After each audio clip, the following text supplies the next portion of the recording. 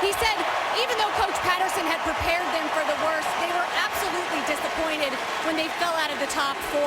But they flipped the switch by the time they got to practice on Monday, because as Boykin said, this is their playoff. Now, the Ole Miss players know that they're not only battling TCU, but they're battling that chip that is on their shoulder, not only because they were left out of the playoff, but because of the dominance of the SEC. In fact, Cody Pruitt told me every time they play an out-of-conference team, they try to prove that the SEC is overrated. And Evan Ingram, who is absolutely high on this TCU scouting report, said he knows that they are going to be, quote, ticked off and out with something to prove. With Treadwell and Sanders, the starting receivers out, Ingram's going to play a big role today. This has been the Nissan pregame rush. Some have said this is arguably the most intriguing matchup of all the bowls, considering the numbers 2 scoring offense against this Ole Miss defense, number 1 in the country. So guys, take us through Northwestern Mutual's plan for success. Well, for Bo, he's just got to take what the defense gives him. He cannot force the ball. They also have to contain Trevon. They cannot let him beat him with his legs because he is a great athlete. And then they can't get killed by the deep ball. Trevon throws a great deep ball, and they have some big-time receivers that go up and make plays. They cannot get killed by the deep ball. And pretty clear for TCU and Gary Patterson, you've got to slow down the onslaught of that land shark pass rush. You've got to give Boykin an opportunity to do, as Tim just alluded to, make the plays. You've also got to confuse Bo Wallace, and very complex on the back end of their defense. 3 weeks to prepare. Gary feels very confident about his plan. Yes, and then ultimately keep Paul Dawson clean. That linebacker is their biggest playmaker, an All-American. You'll watch 47 from beginning to end. Jaden Oberchrome kicking away to Jalen Walton from the goal line. And Walton lowers his shoulders and gets his way out just past the 25-yard line. Take a look at tonight's impact players, brought to you by Chick-fil-A. Ole Miss without their number 1 and 2 wide receivers, so really Evan Ingram's going to have to be everything. Tight end, he's going to be split outside as well. Going to be the go-to for Bo Wallace. And Tim, you and I both love what Paul Dawson brings to the table. He's one of the best linebackers in the country. He flies around and he makes plays all over the field. Bo Wallace win today, and he'd be Ole Miss's all-time wins leader at 25.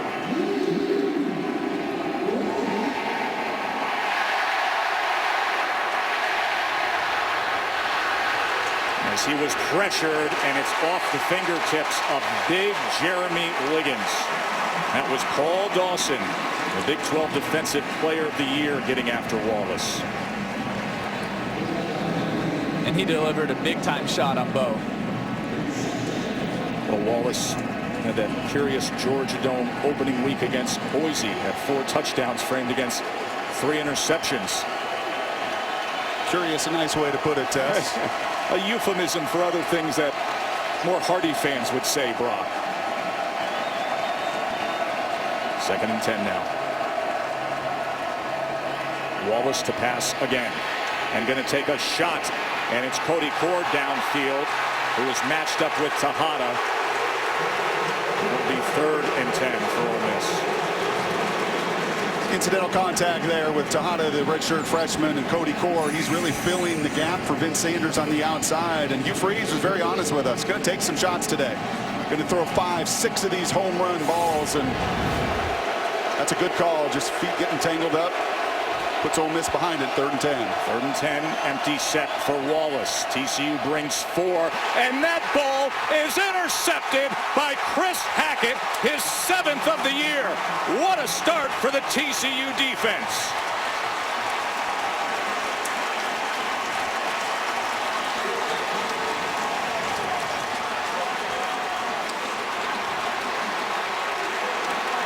You felt the confidence yesterday. I did of Gary Patterson. He oozed with it. He really loved the 3 weeks to prepare for the plan with Ole Miss. Felt like his guys would get a good jump. That's a route concept Ole Miss runs an awful lot. And you can see the redshirt junior there, Hackett, now with his 7th pick, simply staring down and reading the eyes of Bo Wallace. You can see he's been coached on that follow route over and over and over again, and he read it perfectly. Eyes and feet make the play. Trevon Boykin now. He opens the game with a completion to Dotson.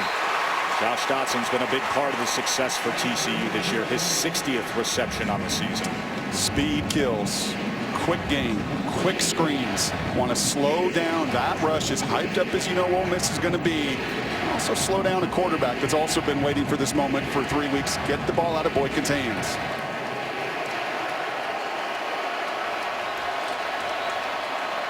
Second and Double 6. pass. This could be a double pass. Listen me, trick play to open up the game. How about it? Aaron Green, touchdown, Frogs.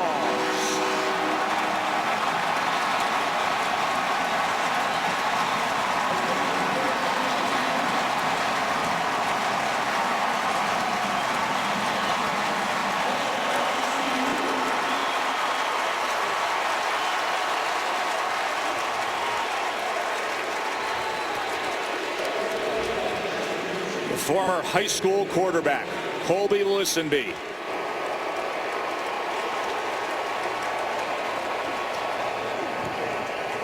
As Oberchrome sends the extra point through.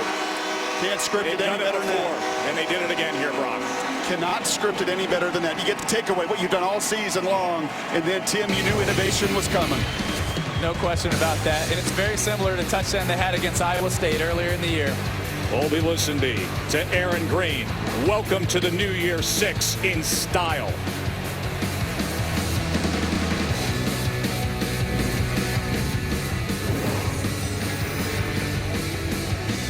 Did it, Charlie.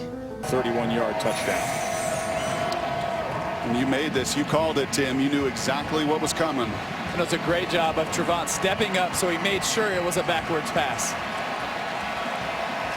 Colby Listenby, starting wide receiver as Aaron Green came out of the backfield. That touchdown reception. David Porter threw one against Iowa State. So many of these offensive stars for TCU are former high school quarterbacks. As Bo Wallace threw the interception and set that up for the Frogs. So Oberchrome kicks away again, and it's a shorter kick that's fielded by Walton at about the 5. Walton's trying to get to the edge, and he cuts back with a good return out towards the 28-yard line. Steve Wesley with the tackle. New Year's 6 bowls continue today at 4. It's the Vizio Fiesta Bowl. Boise State and number 10 Arizona, and then Mississippi State and Georgia Tech in the Capital One Orange Bowl. Very intriguing matchup in South Florida with Dak Prescott going up against Georgia Tech in that triple option attack that pushed Florida State to the limit in the ACC championship game. So Bo Wallace back out there after throwing his 12th interception this year. And Itavis Mathers with a good run right up the middle for 11 yards. Ole Miss feels pretty good about what they're going to get with TCU. You're going to get typically a 6-man box there. The 4 down linemen and the 2 linebackers. After that pick, you can expect to see some heavy run. Keep it on the ground again, and first met by Paul Dawson. So active. Sam Carter came to clean it up.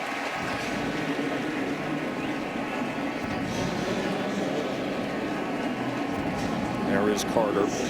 Started his TCU career as a quarterback. He's really a coach on the field. Veteran 5th-year senior for Gary Patterson's defense.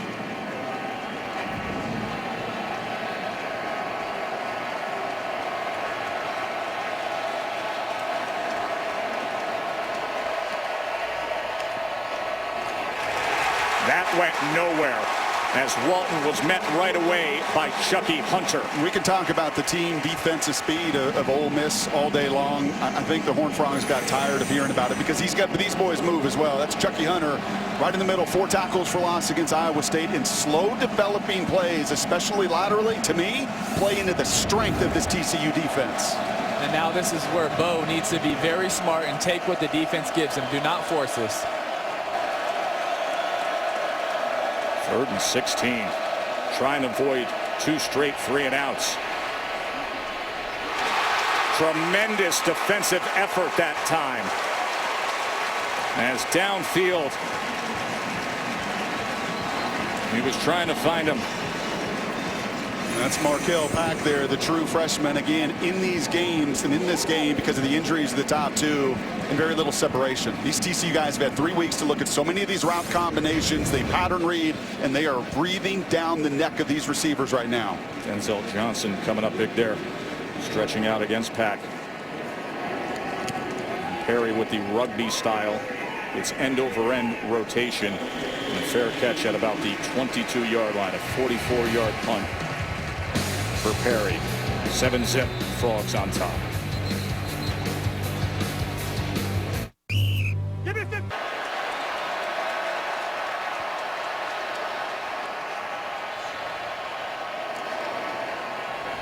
Boykin gives to Green, and he is bottled up. Shannon.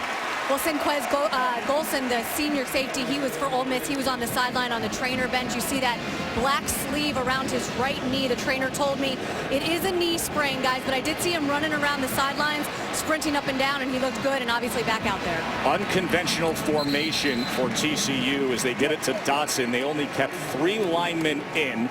They flanked everybody else out to either side and quickly got it out to Dotson. Golson, Shannon referenced, with a sprained knee, a consensus first-team All-America. Ole Miss needs him at 100% health. And they need a 3 and out here to turn some real early momentum and a favorable down and distance for this group.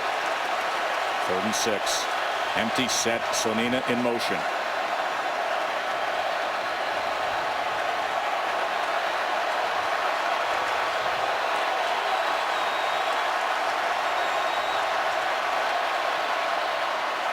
Boykin, quick strike to Dotson, and that's a first down for TCU. And he's a slinger. You watch him fundamentally, he's not textbook, but he gets the ball out of his hand, and Dotson, his #1 go-to guy, not just on deep balls, 3rd downs as well, moving the sticks. Back to Green they go, and that's a tackle for a loss that time by C.J. Johnson. And this kid does not run like a lot of defensive ends. He is explosive and he is fast. It is hard to get outside of him. 2 runs, very little movement for that TCU offensive line. Backs him up to a 2nd and 14. Green remains in the backfield with Boykin. Now they go empty here, and they swing it out to Green, and he picks up 1 good block and then hits the accelerator and cuts back for yet another TCU first down. That's a gain of 14. Leading tackler Mike Hilton saw that. He was the field corner that time. He could see the bubble happen in front of him. He tries to break on it, gets blocked, and opens up a void that TCU takes advantage of. Stacked twins here on first down. Slonina. Look at the pace TCU is moving with here. Great job getting it out fast by Boykin. You play in these spread systems, you got to be like second baseman and shortstops. Just get the ball out of your hand, find fun angles at times. Getting the ball from point A to point B as fast as you possibly can on those quick screens, really critical. See that sidearm sling, good for 6 yards there. Offset pistol now. 2nd and 4. Here's Green again. And a good slithery move, as he should have enough for a first down. Brown had to make the tackle there.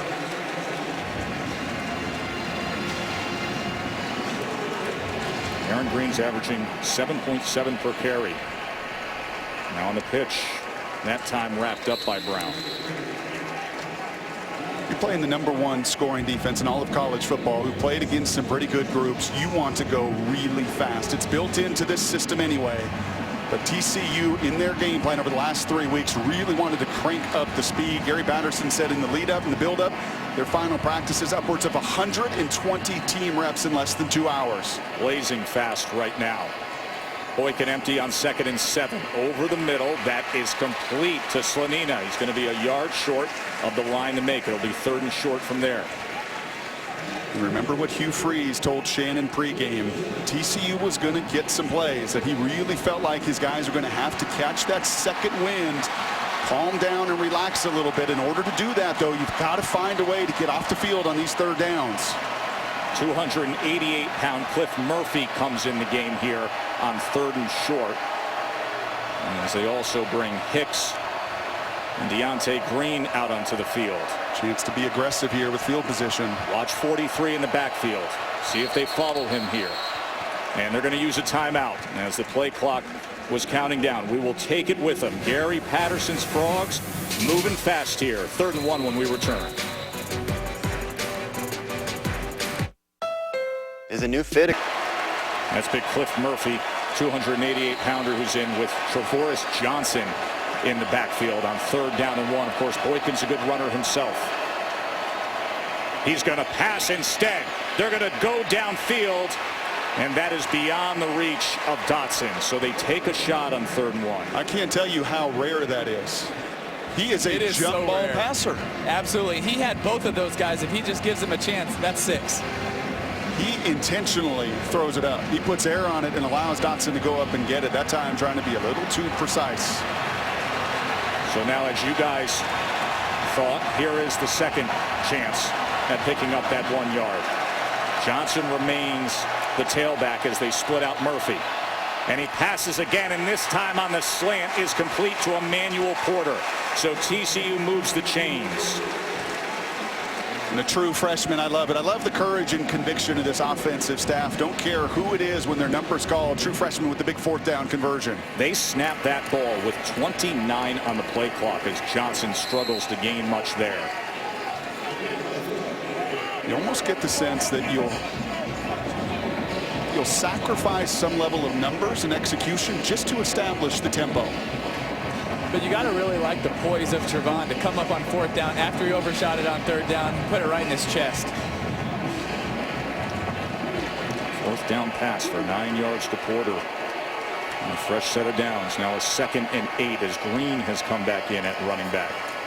And Boykin, another quick out this time. Slanina, as he turned upfield and got it to the 21-yard line. 7 for 8 passing in 1 shot. Just the one jump ball, the go route that he actually overthrew everything else. Look at how quick the ball is out of his hand. Do not allow the strength, that pass rush, to get anywhere near you. 3rd down and 4.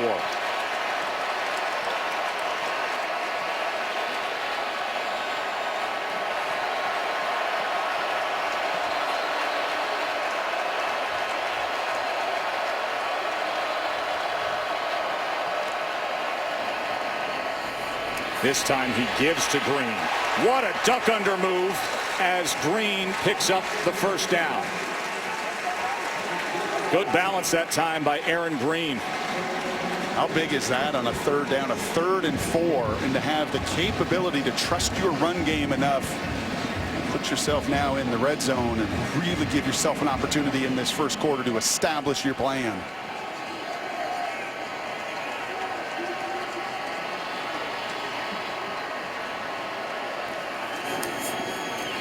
Gibbs again. And into the end zone again. A touchdown catch, and now a 15-yard touchdown run for Aaron Green.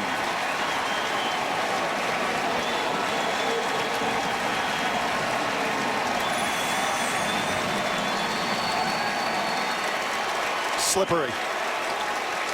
1 cut. Aaron Green, such a nice fit playing for the injured B.J. Catalon over the last month of this season. The #1 rusher in the mix of the run and the pass. Execution in every phase of the offense has put more points on the board with this extra point than Ole Miss averages a game all season long. Green has played so well over the course of the last month with B.J. Catalon out injured. A 15-play drive and a 2-touchdown lead. This kind of statement for folks that said they shouldn't be in the college football playoff.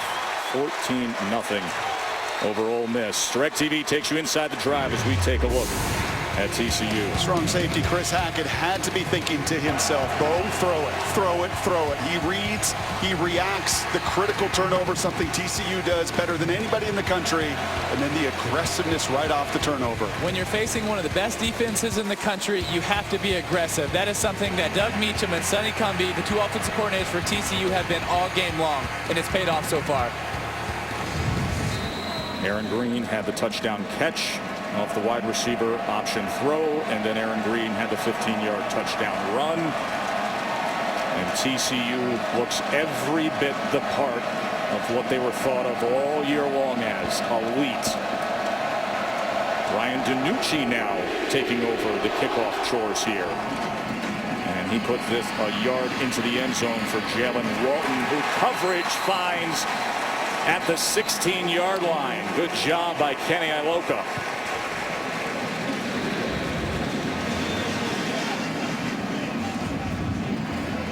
You've coached Bo Wallace. What's he telling himself right now?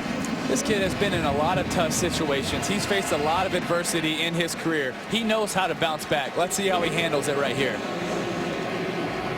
You spent time with him this offseason, Tim, working with quarterback specialists, so you understand his mechanics and where he's had growth. How about some easy completions? We've seen post routes, comebacks, in cuts. How about just finding an easy little bubble screen to get your quarterback in rhythm?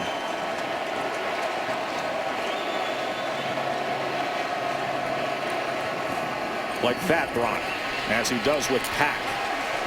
And Pack fights for extra yardage. First completion of the day for Bo Wallace. And you see a change in TCU's defense right there. Ole Miss went 3-0. They kept Evan Ingram on the one side, but TCU knows how good he is, so they kept their best corner on that side just to watch out for Evan Ingram. 2nd and 3. Ole Miss needs to get in a rhythm here. And Walton gets only a yard there, so it'll be 3rd and about 2 as Chucky Hunter clogged up the middle.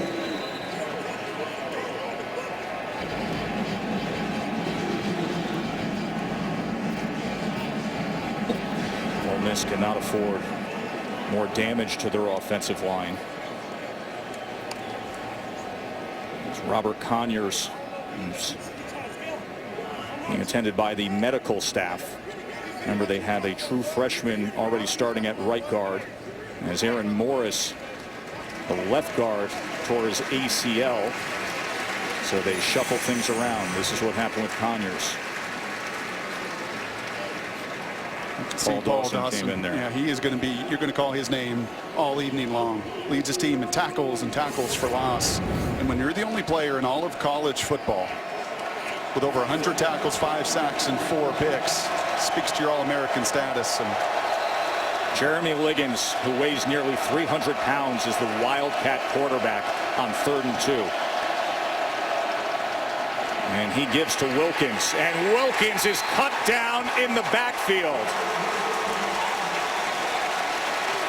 Derek Kindred came surging in, and Wilkins had nowhere to go.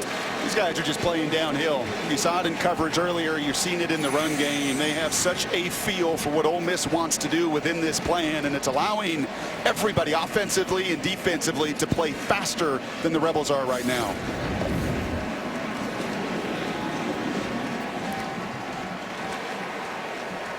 Cameron Eccles-Looper back to take this punt by Gleason.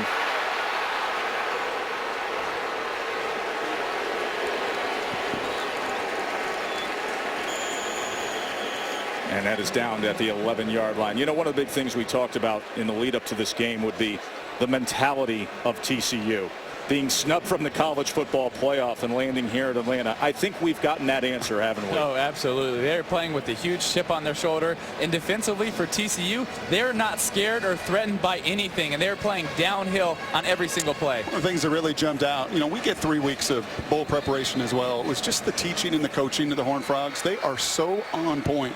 And that offensive plan, they script their first 15, couldn't be better. And defensively, I've said this a number of times already, but you can just see it in their reactions. They have a real feel for what Hugh Freeze and Ole Miss are trying to do against them.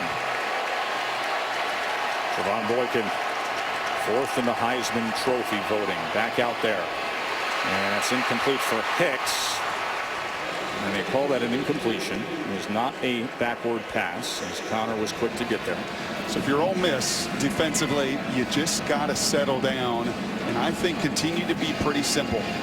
You've attacked the gaps, your corners are flying around, guys are there to finish. You just have to simply get off the field on these 3rd downs. Obviously 2nd and 10 here. Pumps looking Hicks's way, and now the pressure from behind. And he's lucky he held on to that ball as C.J. Johnson came crashing in. Ole Miss changed up the front right there. They went 3 down, walked up 2 linebackers in the gap so they could get Kandichi one-on-one on the center. And Boykin has to be really aware with the pursuit of the Land Sharks. They get a number of guys to the football in a 3rd and very long situation. And now Boykin's out of the gun at his own 1-yard line. 3rd and 16, bad snap, it was low. From his end zone, downfield, and it's incomplete. So that's the first bite of the Land Shark defense attack that we've seen today. We had a real sense that center Joey Hunt was going to get a defender right on his nose. That when you watched him throughout this season, when he struggles with his snaps, it's because those big boys are breathing right down his neck. That was unfortunate for Boykin because that missed snap caused the incompletion. And now Ethan Perry punting from his end zone as Pack will secure it just beyond midfield. A 48-yard punt for Perry. Let's check in on the field with Shannon. Well, you guys have really been saying exactly what this defense for Ole Miss has been hearing since the start of the game. Settle down. Remember, Coach Free said, don't be surprised if we get off to a slow start. They cannot duplicate the tempo of this TCU offense. Also, the emotions, he thought it could get to this defense. But you can see that they're really starting to come around. Chris Kiffin also had a message. He said, listen, we knew we were going to have to deal with the jump cuts. We watched it on film. We scouted it. Just stay in your gap. They were listening. And offensively, you've got to capitalize here. You've got tremendous field position for the first occasion. You've got to find a way, if you're Bo Wallace, to get points on the board.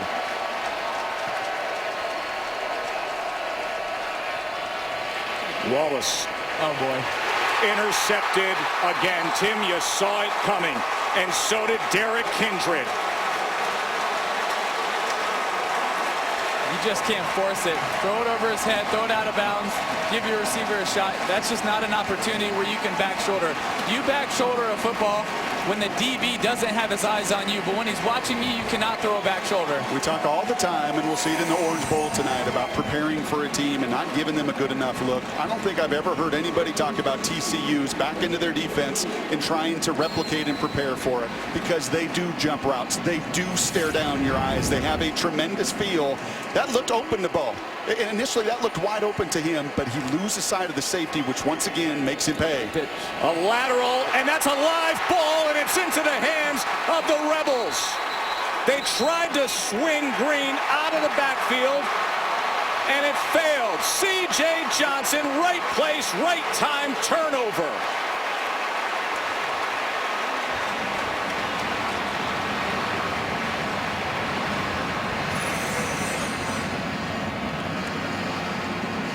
We love the aggressiveness. Right? You love the aggressiveness. You love the double pass on the second play of the game. We were just praising the offensive staff for the conviction they have to just simply cut it loose.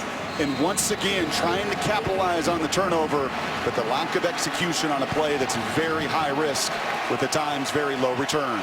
So Bo Wallace gets a second chance right back out there. And he pulled. And that wasn't a great choice, as Dawson and Hackett were quick to get to him. That may not have been a great choice, but that's I'm tired trying to figure out these safeties, and I'm going to put my head down and try to get something going. And you have to like the courage. He is trying to get something going for his offense. He is trying to will it to be done. That's what you see on that play right there. But you also see two defenders. Two defenders. That front four right now, keeping containment, holding the point, and allowing these linebackers to do exactly what Patterson wants Dawson to do, to be free to finish as he's done all season long. And number 47 is something special. Paul Dawson. 2nd and 9. Wallace has time, and that is incomplete. And some pressure came from Pearson. It'll be a 3rd and 9 for Ole Miss. And you can see the hands go up in the air, and this is a reflection of the two picks and trying to have a feel for where the safeties are. Bo actually has an in-cut. He's got a 10-yard in-cut right in front of the safety, Kindred. He's holding it. He has to be confident, has to let it go. You cannot play tentative right now in this game. He's 1 of 7 for 7 yards and 2 interceptions. And now facing a 3rd and 9.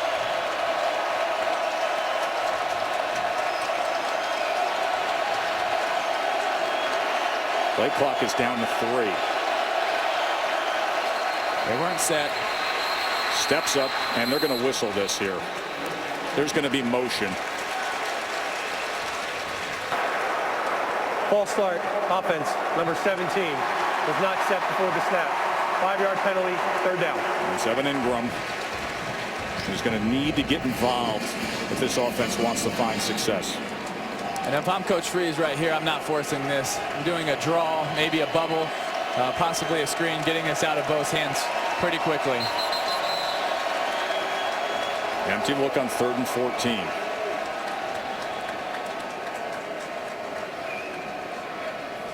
Hugh Freeze is working that gum pretty good with the start of this game.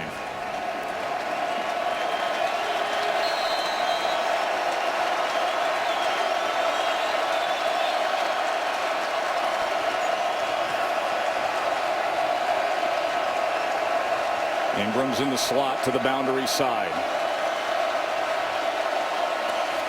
They only bring 4 against Wallace. Now extending the play. And taken down after a gain of just 3. As it was Tevin Lawson who tracked down Bo Wallace. Nowhere to go. A 4-man rush. You rush 4, you still affect the pocket, and you put these 7 in coverage. Bo had nowhere to go with the football.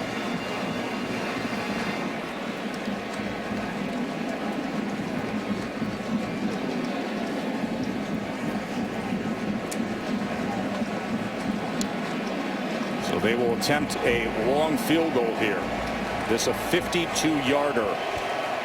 Gary Wunderlich, his only miss of the year was a 52-yarder.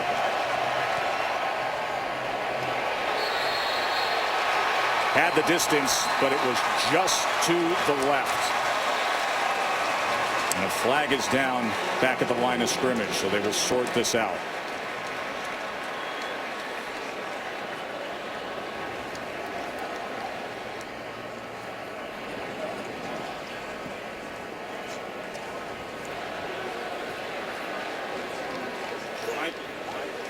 Jerry Magalanis and the ACC working today. The field goal was no good after the play. Personal foul, number 68 of the offense. That's a 15-yard penalty.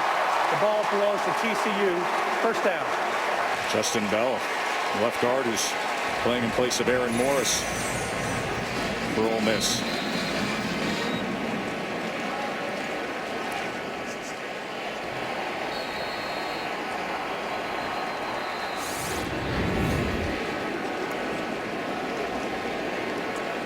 It's a long, slow walk coming off the field for that Ole Miss offense. As TCU will get great field position out of this. All the talk about the #1 scoring defense in college football, and Ole Miss this defense, and Ole Miss that. And how about TCU's group in the first 15 minutes here with Gary Patterson? What a big stand that just was. For years and years, and all of a sudden overshadowed by their offense this year. But the core of this team is so sound with Patterson running the defense. And another quick strike, this time to Listenby, as Boykin has found his groove here in Atlanta. Just a great job of taking what the defense is giving him. They're playing soft. Take the underneath. Sprint to the near side. Remember how athletic he is. Look at all that green in front of him. Former wide receiver dragged down from behind that time by Thompson, but a gain of 12 for Boykin. And this is danger time for Ole Miss defensively. Not just the 2 touchdowns they've given up, but they've also sat on the sidelines and watched their offense not do anything with field position. And as challenged as the Rebels are on the perimeter with all the injuries and an offensive line that is makeshift, they can't afford to dig out of too big a hole this afternoon.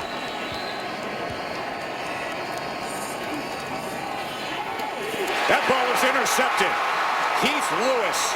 Boy, did Ole Miss need that.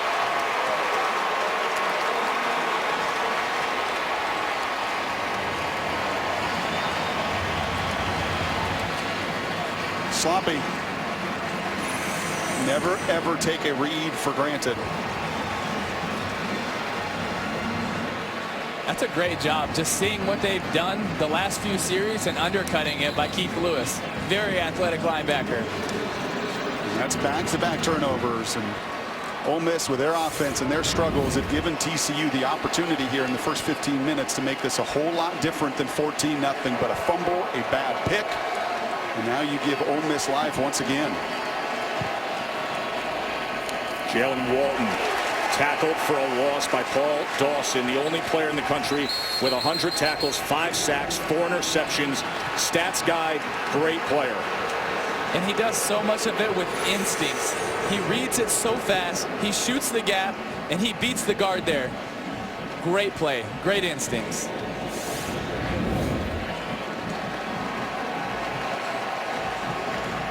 Look at those numbers on Dawson. He was a high school wide receiver at Skyline High in Dallas. Went JUCO and then found himself at TCU. Play action now. Wallace can't get much out of that as he just gets ahead to the 31 where James McFarland wraps him up. You have felt this, and I have felt it. You just feel squeezed. As a quarterback right now, you're looking out there, and everything is congested. There's very few clean lanes. Your run game is getting stuffed. The pocket is just squeezing all around you. What a difficult first 50 minutes for number 14. And now another difficult down and distance. 3rd and 9, and sacked. Chucky Hunter and Chris Bradley and that front four getting after Bo Wallace time and time again.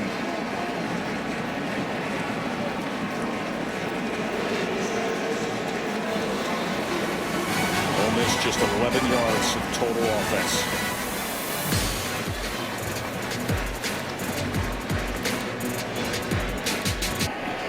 And Eccles Looper fields it but can't find much room. Of course, the college football playoff gets going tomorrow. Back-to-back semifinal games. Oregon and Florida State will start at 5 in the Rose Bowl game presented by Northwestern Mutual. And at 8:30, number 1 Alabama, number 4 Ohio State in the All-State Sugar Bowl. And Tim, you know how Urban goes about his business when it comes to these championship moments. What a great matchup. We're going to be there tomorrow. We're on a plane today down to New Orleans for a full day of coverage tomorrow. Boykin back to business as he finds Deontay Gray. Ole Miss went back to 3 down defensive linemen.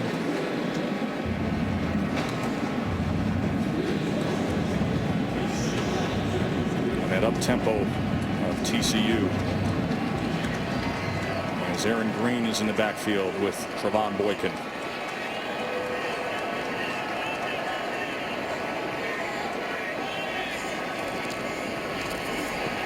Gives, and Green gets past the first but cannot get past the pursuit, so it'll be 3rd down. We had a sense that we would see this kind of front, that you were going to get everybody nose to nose and try to squeeze that run game as well and put some emphasis and pressure on Boykin. Just TCU has played fast, gotten the ball out to help neutralize it. 3rd and 3. 2 by 2 with Green. They run speed option. What a fake by Boykin. How about that pulling the string for a 1st down? That is a big time move. Woo! Was that Jamel Holloway back in the day? Man, oh man. On a yo-yo. That's a playmaker just making a play and looking sweet. That was Tony Connor who bid on that. And another 1st down past midfield for the Frogs. Boykin wanted back shoulder, and Listenby was running a go. 2 throws beyond 10 yards, both been incompletions. The interception on the quick little out. And I will say this about that 3rd down conversion as well. That was a check. That was a, hey, I got 3 weeks for you, and if they're going to come pressure us, I'm going to option off that in man on the line of scrimmage. That was a check because they went 5 down, and so they audible to a speed option. But Ole Miss really had it contained. They handled it pretty well. Tremendous move on that speed option by Trey. And now he gives. And now Green goes. And he weaves his way through the defensive backfield of the Rebels to the 31-yard line. Finally tackled by Mel Colton. 17-yard run. Well, the Nebraska transfer watched Amir Abdullah do some of this, and that's what he's looking like here in this 1st quarter. Just adding the punch to that quick passing game. Boykin tried to get in space, but he couldn't find much against Marquise Haynes.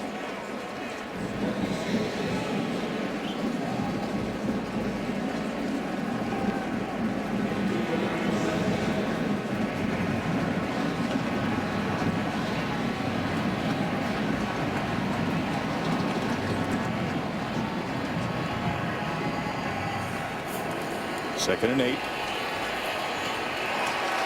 There's a low throw, but completed to Dotson. Maybe 3rd and short from there. Golson, Sinclair's Golson had coverage there.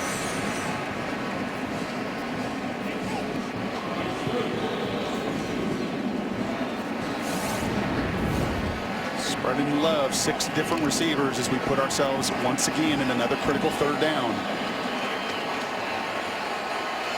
3rd and 2 for TCU. And as he gets it to Eccles, Looper. And he finds his way ahead to the 20-yard line for a 1st down. Trey Elston with the tackle. Cameron Eccles, Looper. It's just a different way of running the triple option. Instead of pitching in, he's throwing it sidearm. Quick snap again. Out to Porter. And that was all too easy for another 1st down. It'll be 1st and goal, Frogs. Now the difference are these 3rd down conversions, because moving the sticks really allows them to play at the speed they desire.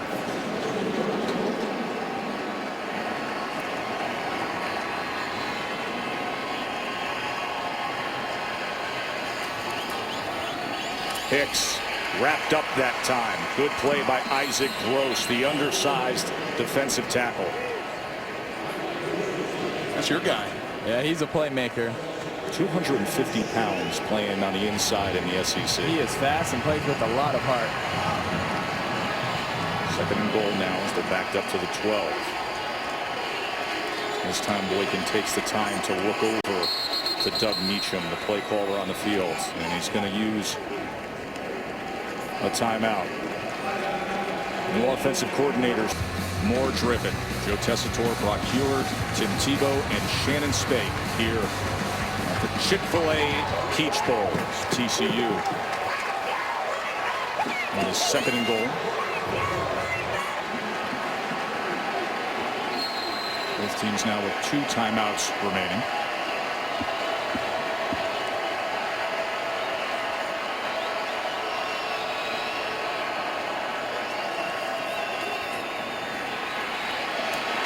Touchdown, Boykin to Dotson.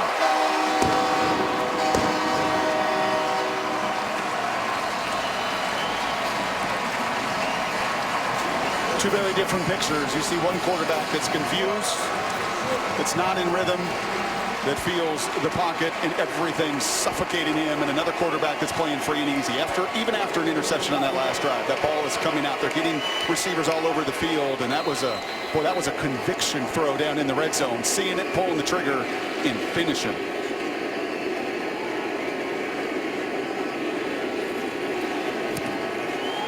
The Big 12 0-3 in bowl games coming into this. What a statement against an SEC team for TCU, and what a statement to the College Football Selection Committee. The Frogs are rolling in the New Year 6. Tasked everything early on here in the Chick-fil-A Peach Bowl. Josh Doxson with a touchdown catch moments ago. It's 10 touchdown receptions on the year for TCU's receiver. They've done this in the first 19 minutes against the #1 scoring defense, and they've also given it away twice. 2 turnovers, and they've still put 21 on the board. Danucci got under that a little bit, and it spins to the 5-yard line as Walton will take it from there, and boy, oh boy, was he met. There is such energy with the Frogs right now as Kenny Iloka comes up with another good hit on coverage. Playing faster on offense, playing faster on defense, and playing faster in this phase as well.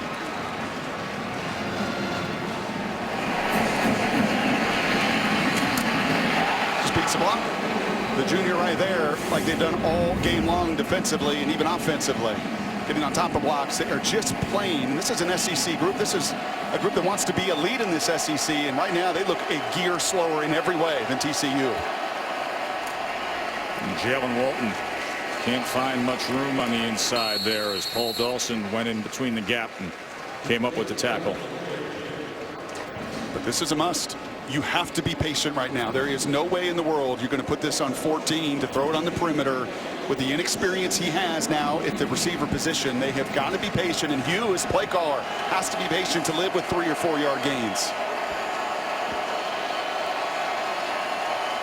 2nd and 7. He's looking for the stick throw and then just went falling ahead where Lawson wrapped him up. So another third down for Ole Miss. And you know what's going through Bo's head right now? Is this the way that I'm going to finish my career at Ole Miss? Is this how it's going to end? We'll see what he's made of right here. Came in with a chance to become Ole Miss's all-time winningest quarterback. A chance to be a 3-bowl winner. Nobody's ever done that for the Rebels. 3rd and 7. Pressure, sack all day long. Tevin Lawson, it continues. 0 for 6 on 3rd downs, Ole Miss. And Landshark right in your face. And I don't care who you are. I don't care what level it is. If you rush 4 and you get home, especially with the experience on the back end, you've got no chance.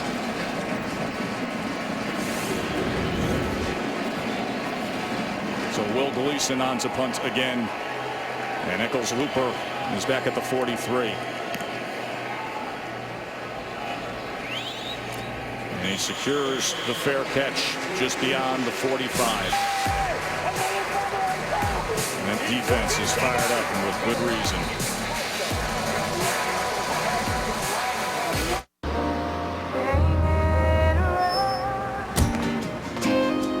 Elevated status now. This is a New Year's Six Bowl, meaning it rotates with the national semifinals of the college football playoffs. So the Chick-fil-A Peach Bowl will host one of the 2 playoff games in 2016. TCU back on offense. Aaron Green with jump cut. And as he goes past the 50-yard line, and Brown gets him after a gain of 6. And they're hosting a real beat down right now. And TCU with the ability to run it. They converted 3rd downs on the ground. Reverse. Listenby. As he weaves his way, a flag comes down. Remember, Listenby threw a touchdown pass to open up this game. Personal foul, illegal cut block back toward his own goal line. Number 2 of the offense. 15-yard penalty from the line of scrimmage. 2nd down. You usually don't get Heisman contending quarterbacks called for that, but such the case on the reverse. And he comes back into the play. These little gadget plays. It paid off with the touchdown early, but you saw the fumble. That one a critical negative play. It's been about the only thing that slowed down the Horned Frogs. Well, it puts him in a hole, 2nd and 19.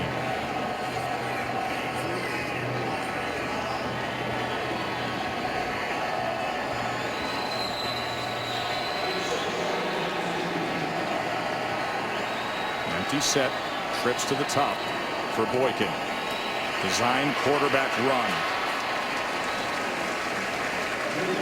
And as Trey Elston came up to make the tackle, a gain of 10 by Boykin.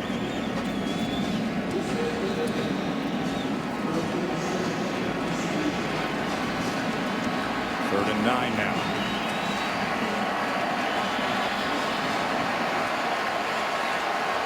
This has been his go-to guy. Dotson, he loves in these situations. He's targeted him 6 times, hit him on the touchdown moments ago. 3rd and 9. Great high but complete to David Porter. And it's a 1st down for TCU. They had 2nd and 19. 2 plays later, another 1st down. And he had to throw it high. He had a whole player right in the middle. Does a great job right over his head. Only place you can put it. But look at the pocket. Look at the 4-man rush having no effect on the quarterback. Look at the composure of Trevon Boykin. And Aaron Green with another decent effort as he works his way to the 36-yard line. It may not look like much on the stat sheet, but these 4-yard runs on 1st down, 5-yard runs, just look at the hands on the hips of this Ole Miss defense. They play a lot of people, but they have already been on the field an immense amount in the 1st half, and that run complements so much of what they like to do tempo-wise. Green's in the slot near side now here on 2nd and 5. Boykin steps up against the rush and then is taken down by Serdarius Bryant. Solid contributor to this Rebels defense that is filled with so many NFL prospects. But Bryant's been steady. Well, This is a proud and veteran defensive group that I think also feels the challenges their offense is having and knows they have got to find a way to make some plays to get off the field defensively with what looks like a real pressure look from the Rebels. 3rd and 7. Blitz 0, man-to-man coverage here. And here they come off the edge, and it was batted down, and then he caught it. Boykin caught that off the deflection. It came right back to him when C.J. Johnson came up. But TCU will send the punt team out. Ole Miss's defense realized it and got on top of Boykin. Look at that. And it was Johnson who ends up seeing Boykin and coming up with the tackle as well.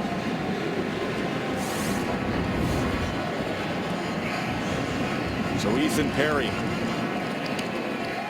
will get reverse rotation on this as Pack calls for the fair catch, and he does so just inside the 10-yard line. A 3-touchdown lead for TCU. Now you can get 30 gigs of data on 2 to 10 lines starting at $160 a month. Only 1 of 7. Body language says it all, and this was a throw that you got to make. And after 2 interceptions, a little gun shy for Bo Wallace, just trying to find any answer right now. And TCU has such a feel for what Ole Miss is wanting to do, and Bo's on that phone saying, can you find me some answers, please? But he also needs his receivers or his tight ends to step up and get open. They're not winning in this coverage right now.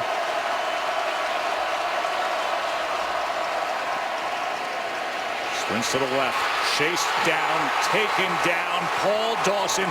And if this is the first look you're getting of Paul Dawson, wow.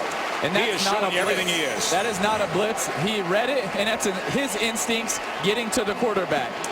5 of the last 6 linebackers for Gary Patterson have played on Sundays. A bunch of them are still starting. This kid's going to be the next in line because of those instincts. Now standing in his end zone is Wallace. And Jordan Wilkins tries to give them some breathing room. Josh Caraway with the tackle. We spent all the build-up to this game over the last few weeks talking about Ole Miss defense, TCU's offense, #1 scoring defense, #2 scoring offense. Did not give this group credit. You look at some of the scores, some of the 61 points he gave up against Baylor, and you don't realize how good they have been for the majority of the year in the critical areas, and you're really seeing them play the kind of coverage on the back end with the havoc and chaos they're creating up front, making life miserable for Ole Miss. 3rd and 14 now. Wallace from his goal line. And he quickly gets it out to Cody Core, who's going to be knocked out and well short on Kevin White. And keep in mind, Bo Wallace is top 10 all-time in SEC history in total offensive yards. And now mocking a little bit there with the land shark symbol is Davion Pearson. And you can see the frustration after that hit and the circumstances with Hugh Freeze. You love swag. As Pearson came in and knocked Cody Core's helmet off. You talk about it all the time, Timmy. This confidence in the swag with which they're playing. Right in the face. They're taunting that sidelines, and you can hear the fan base from Ole Miss booing, and the purple in this building loving it. 21-year-old Australian Will Gleason to punt again, and Eccles Rooper already past midfield. The 5th 3 and out for the Ole Miss offense. Penalty comes in late here at the 41.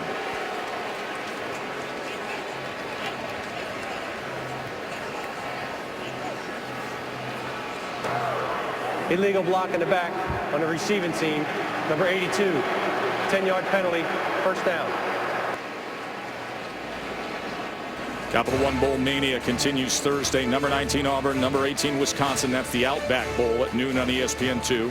16 Missouri, number 25 Minnesota. The Buffalo Wild Wings Citrus Bowl, 1 at ABC. A couple teams looking to bounce back after conference championship games. Of course, Mizzou was right here against Alabama in the Georgia Dome. And Wisconsin, you know what happened to them against Ohio State. Gus Malzahn, one of the good ones to me in college football, getting his team ready. And what Gary has done here defensively is a clinic. An absolute clinic in how to take apart an opponent, make them play to their weaknesses, and just dominating this first half. Truly one of the best defensive coaches of a generation. As Johnson is backed up by Isaac Gross.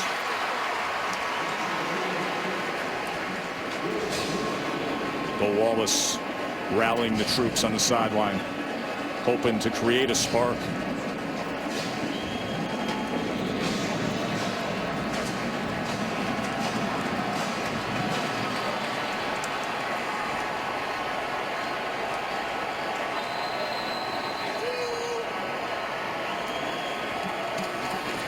Boykin on 2nd and 10.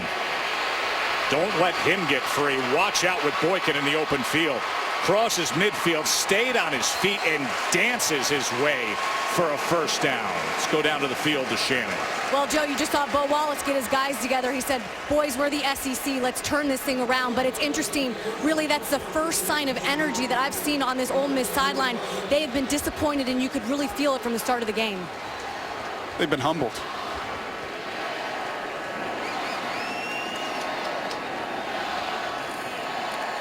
First down run by Aaron Green.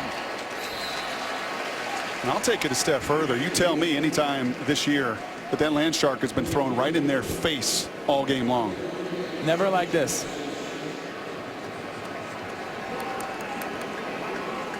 Smothering attack by the TCU defense and a consistent work rate by the TCU offense. Thus the margin, 21-0 in the first New Year's Six Bowl in college football. Boykin wants more. Cody Pruitt. What an effort there. I think he got it right foot down. Incredible athleticism by Cody Pruitt. That's something that Trevon just cannot do. He cannot keep his eyes on the same side of the field the entire play. 12th career interception for the two-time All-American.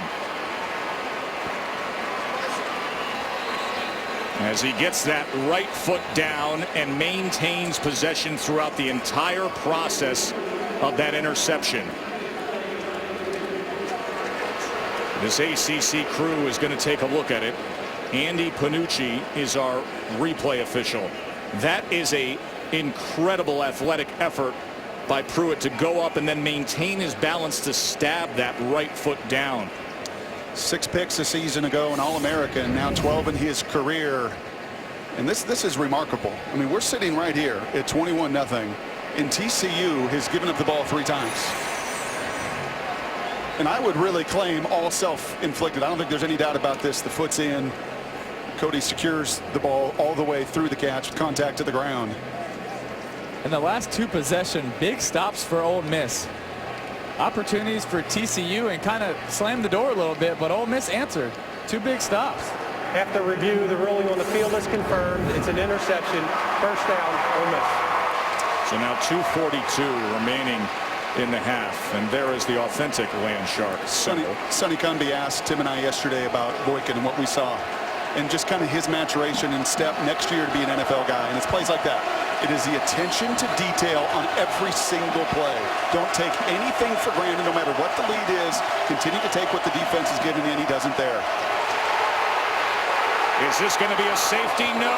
Wallace just reaches out.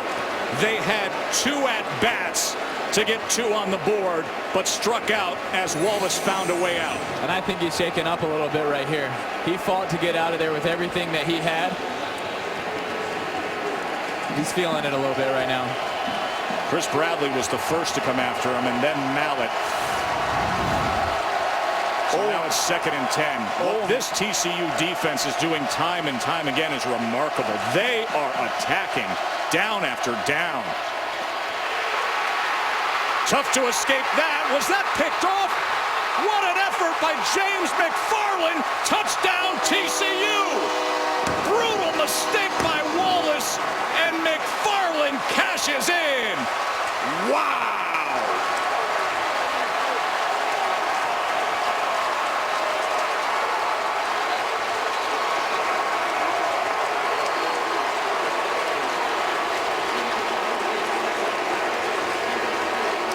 They wanted it, but they haven't handled it. But TCU is the team that is playing with the chip on their shoulder right now.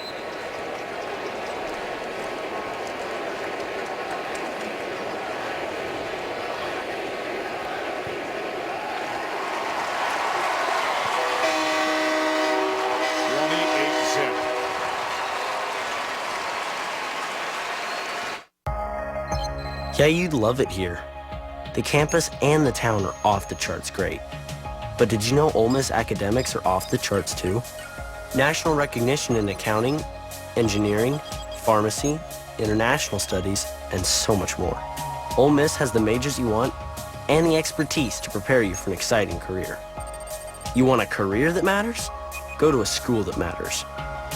just 13 yards of total offense. They have 1 first down and 3 turnovers. Trey Elston on the return. Flag is down as Elston took it out to the 19.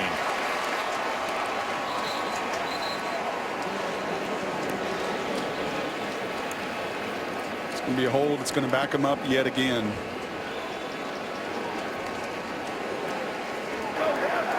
During the return, holding number 32, half the distance to the goal, first down.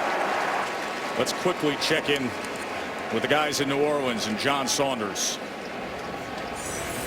Well, Joe, thanks a lot. Coming up, the Buick halftime report. We had a very large crowd behind us right now, except Urban Meyer just appeared and started talking to the Ohio State fans, so he took most of them away.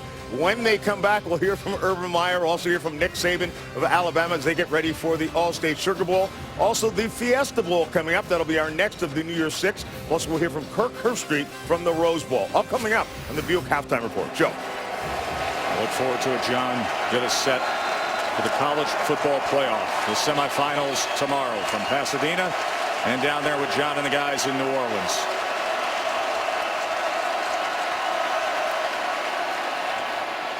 And here's Jalen Walton, and he's brought down by Paul Dawson, who has been just about everywhere today. I'll tell you what, if I'm TCU, I may seriously think about calling these timeouts. As much momentum as they have, and as much as they've got Ole Miss in the hole right now, and as aggressively as they played, I'd keep an eye on that, especially based on this second down.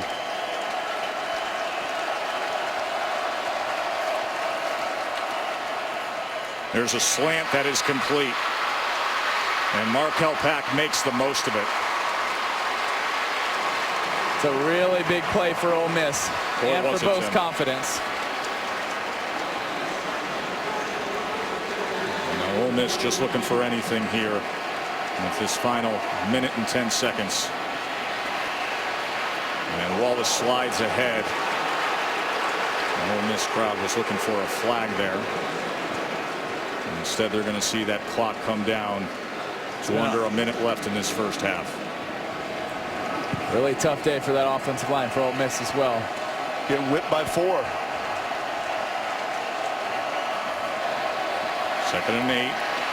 45 seconds remaining. Wallace is looking for anything, and what he finds is Marcus Mallett with a tackle.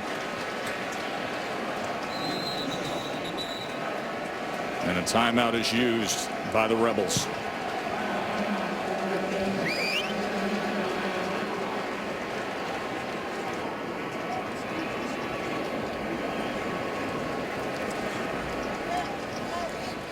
Coach Hugh Freeze and Bo Wallace talking things over, and many times we've looked at some of these shots of these two discussing things in the first half, and you wonder, what is the answer? Well, right now you're saying, I need a spark.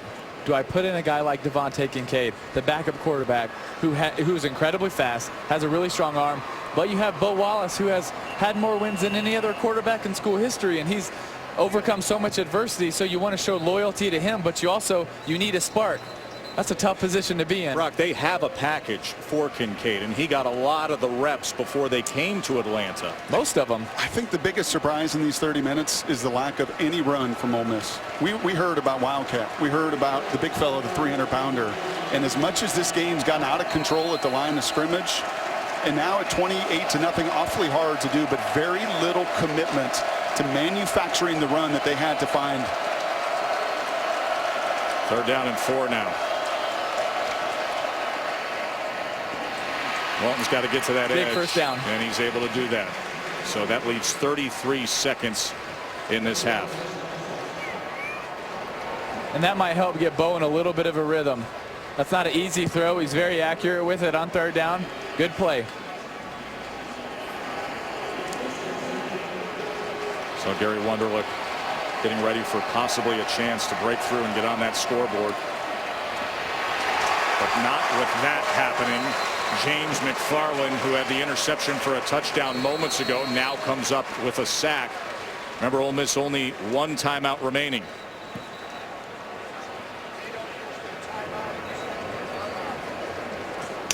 Injured player here for Ole Miss.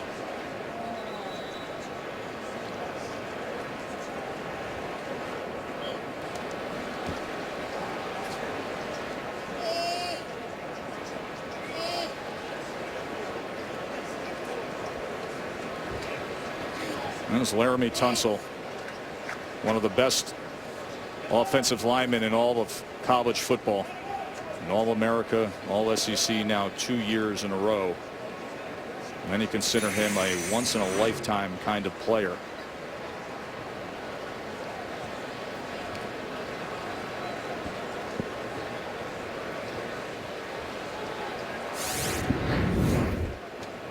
Tunsil was part of that phenomenal recruiting class a couple years ago that really sparked a lot of the success for Ole Miss. And you can see his teammates coming over and coaches coming over.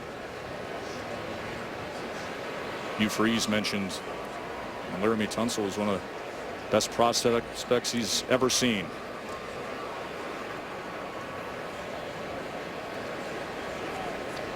And you can tell by what the medical staff is doing there, as you saw, typically is the pumping of an air cast. And this is a very serious injury. Now, obviously, football strategy in the scoreboard is secondary to the concern for Tunsil right here. But there would be a 10-second runoff unless Ole Miss takes the timeout. You're talking about the best offensive lineman on this team, one of the best in all the SEC. The kid has battled injuries. It was a knee injury a season ago that cut it short, and it was a shoulder injury that he was just getting back to health and had a tremendous preparation. All the conversation leading up to this game was it was so nice to get their left tackle back to form, and just tragic in every way.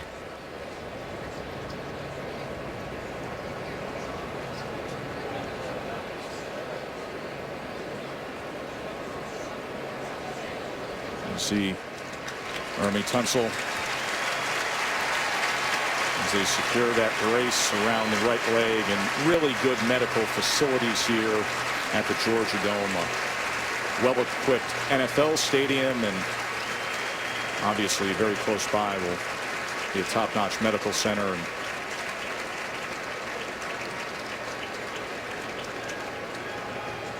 nice applause from the fans here as Tunsil is helped to that cart.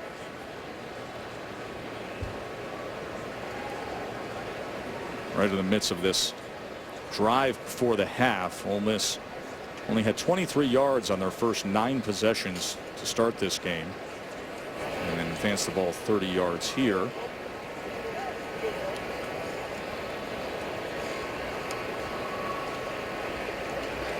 Tunsil is a big loss to that offensive line. He only allowed 1 sack all year, only allowed 1 sack all of last year. And as his teammates gather around him, they're going to be thinking about him, wishing him well. And it's nice to see Sam Carter and Kindred and the TCU players out there shaking hands with Tunsil as well.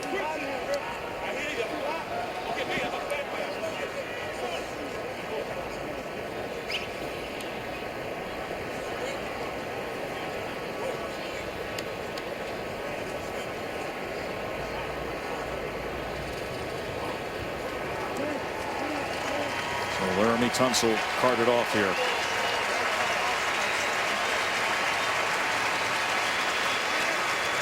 Great sportsmanship by these players and these fans.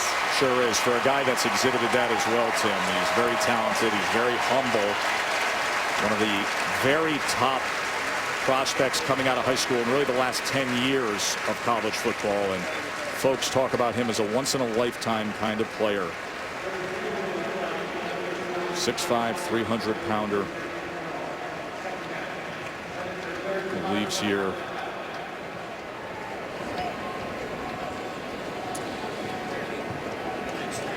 And from a football perspective, you could see the last timeout taken to avoid the 10-second runoff.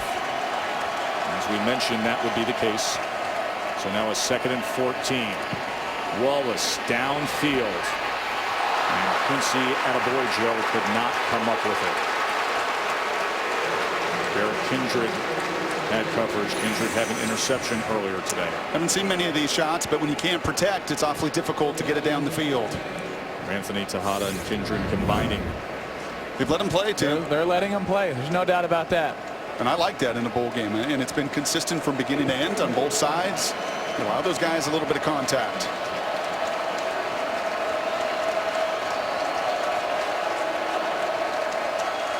21 seconds remain here in a 3rd and 14.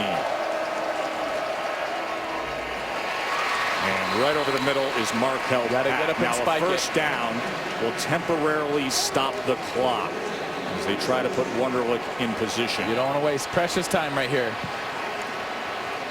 And they do clock it there.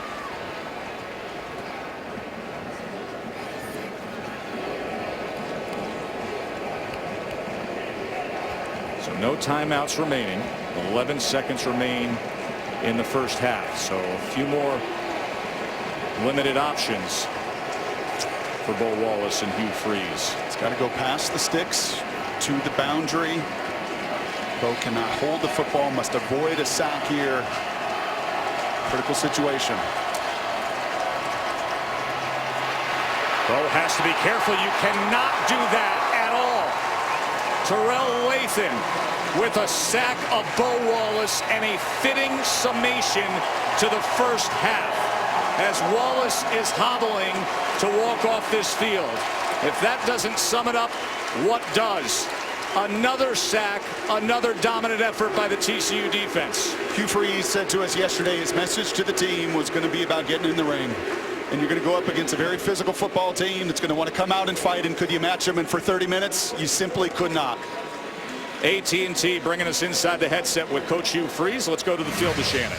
Coach, you told us yesterday that when you opened this season here at the Dome, you guys had struggles. Where have the breakdowns happened in this first half? Man, it's hard to even know where to start. You know, we've turned it over, haven't established anything offensively. Their defense has totally dominated the game for us. Our defense is playing hard, has given up a few big plays, but we haven't given them a fair shot, you know, to keep us in the game offensively. And we got to get in and figure out something. It's a long game. We got to play for 60 minutes, but it's certainly they certainly are playing like they want it worse than we do right now. What did you say to Bo after his most recent turnover?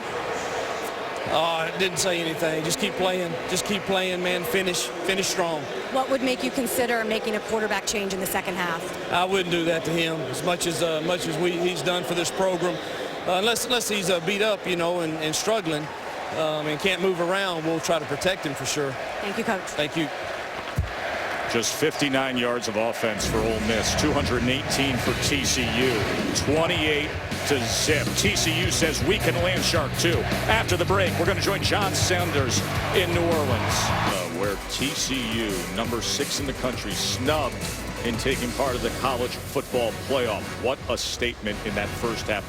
28-0 over Ole Miss. Ole Miss had 10 possessions, 3 interceptions, 5 punts, a missed field goal, and then the end of the half. If it could go wrong, it did go wrong, and TCU was dominant. Well, so now what? We all knew about TCU's offense, but so far today, it's been about their defense. Yep. Their front four has been getting to Bo Wallace. Their linebackers have been flying around, and their secondary hasn't let a receiver get open the entire day. Now what?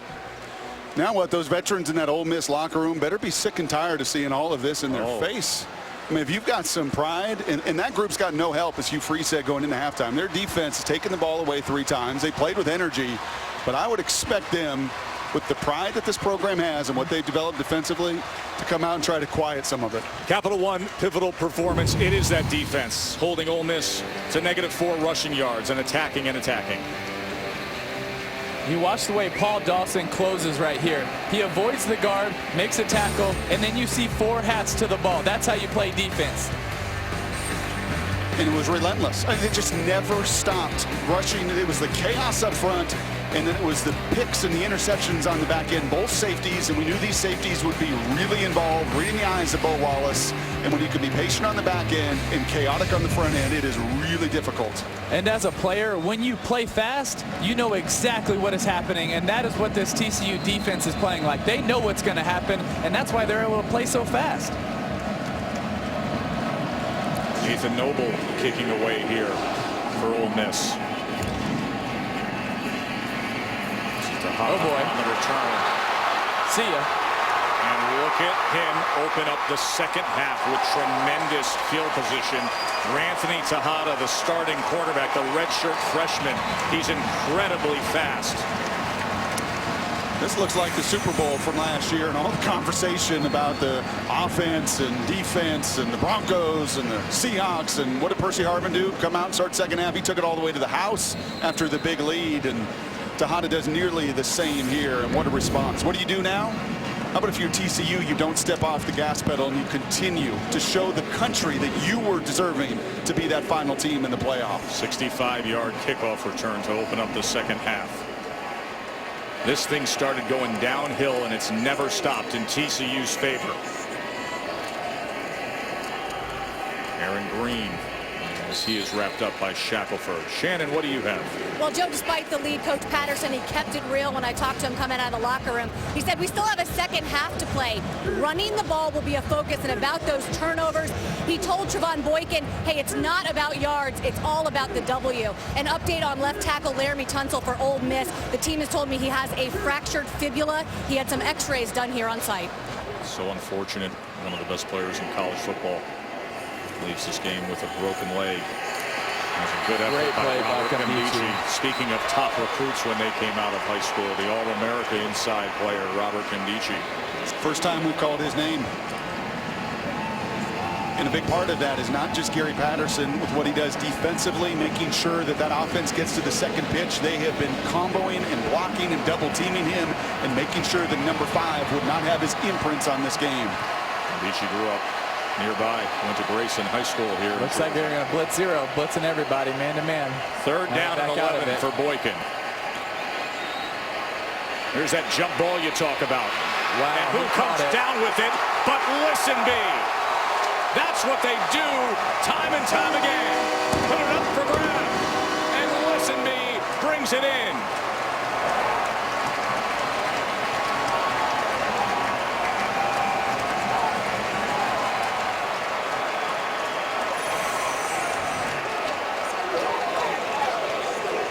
That's not a good decision.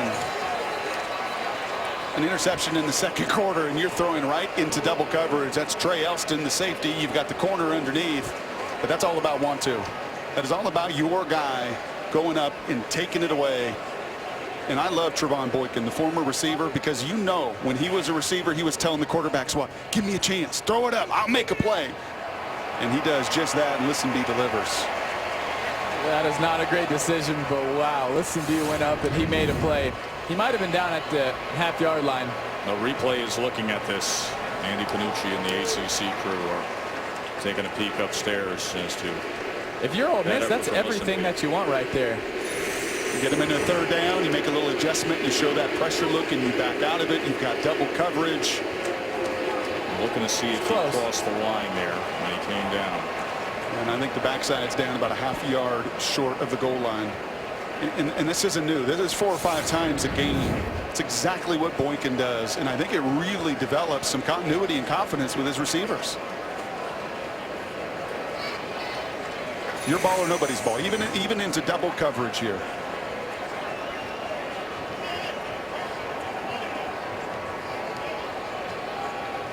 An Ole Miss defense, oh, by the way, with 19 picks on the year, 6th in college football, a group in the secondary that is very veteran. Elston with 30 career starts underneath his belt. And he's staring it down and he's watching. Kind of been the theme today. A lot of staring down and watching TCU make plays all over the field. Remember how Listenby opened up this game here. When they threw him the ball and then he threw it downfield as well. After review, the ruling on the field stands as called. Touchdown. This to his highlight reel to start this second half. Colby Listenby, an NCAA All-America relay runner. Got great speed, and he went up and fought for that ball and brought it down over Trey Elston. And TCU just continues to pour it on here in Atlanta.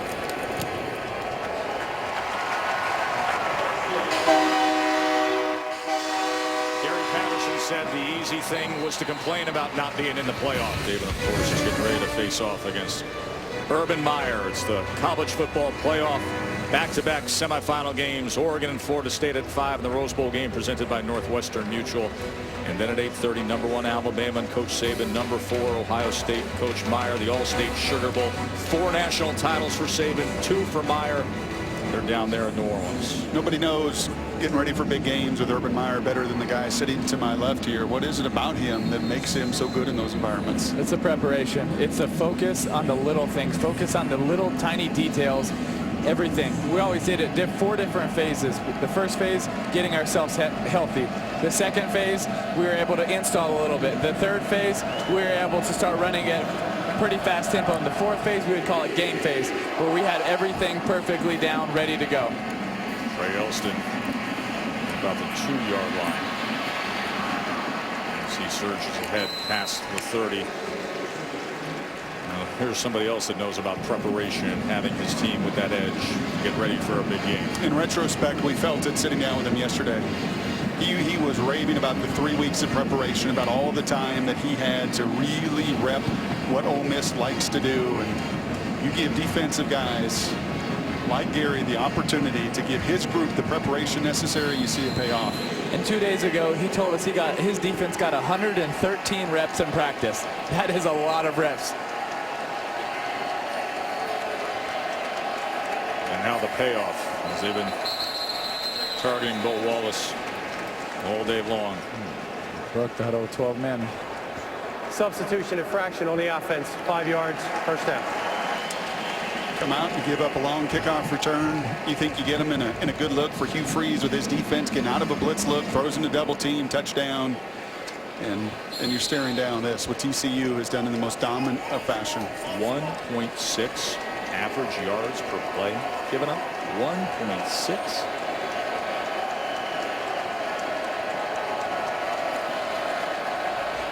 Just a swing pass to Walton, and even that can't connect.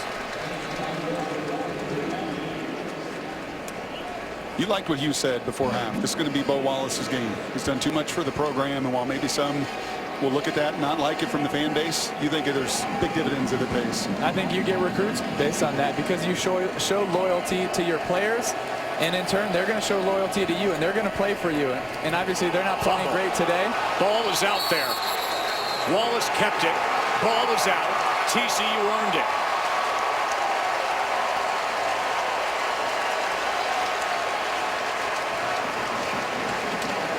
Marcus Mallett came in and forced the fumble. If it's not Dawson, it's his buddy inside.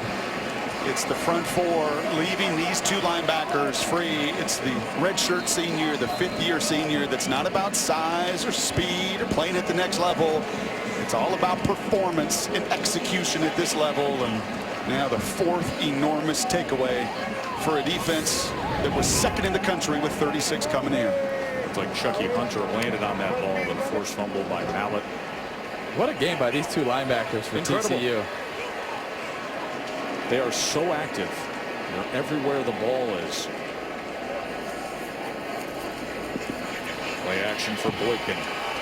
As he gets to the edge, slings it to the end zone. Wow. And another touchdown. Josh Doxson stepped in front. Doxson with a touchdown pitch.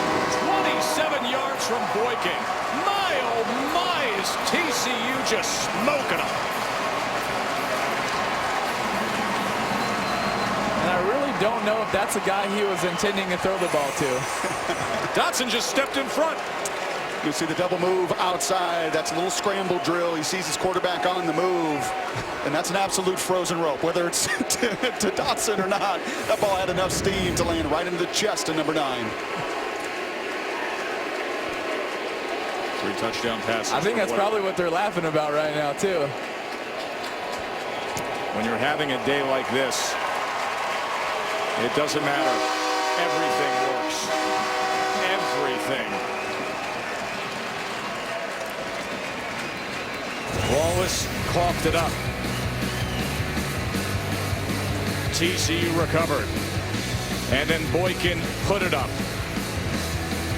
And Dotson hauled it in.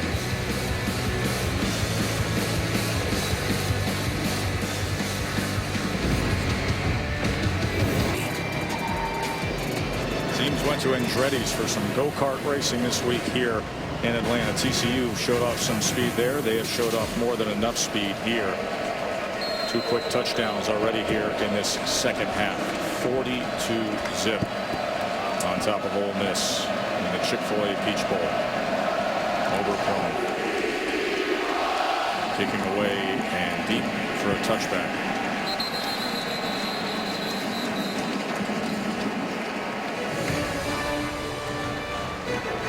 Fiesta Bowl will be coming your way.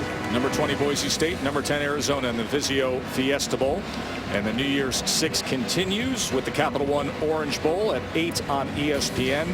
Mississippi State and Georgia Tech. Of course, Mississippi State lost the Egg Bowl to this Ole Miss team. That was back on November 29th. Prior to that, had worked their way up to number 1 in the country and was trying to stay in the mix for the college football playoff before the rivalry game had them going south.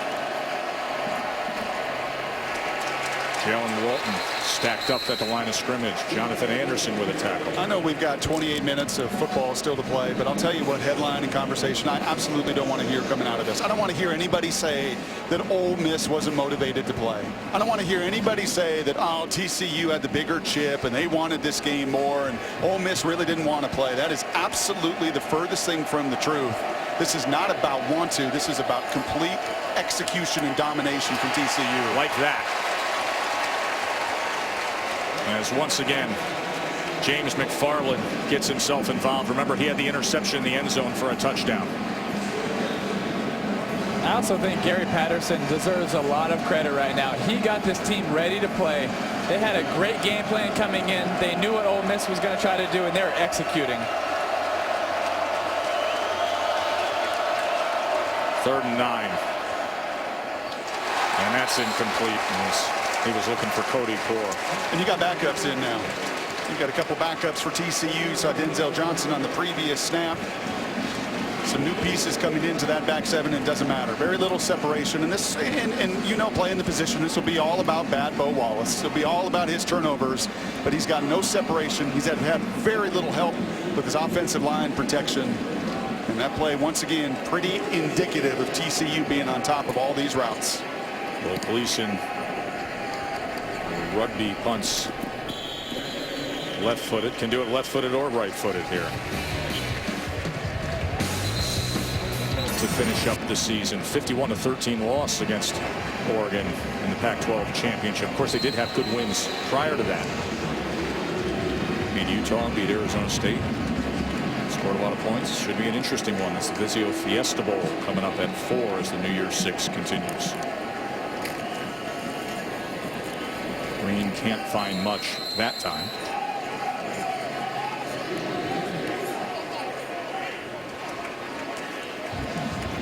I would expect to see, Tim, the tempo slow down just a little bit. Not quite the breakneck speed we saw early as they really got Ole Miss on their heels. That time Green is thrown down. And they're probably going to be a little bit more content just being able to pound this ball. Solid punts, back them up.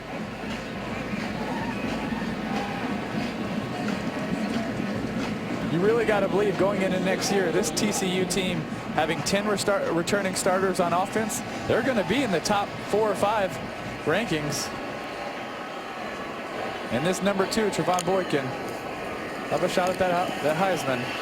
Here goes Boykin on 3rd and 10, and he slides short of that line to make.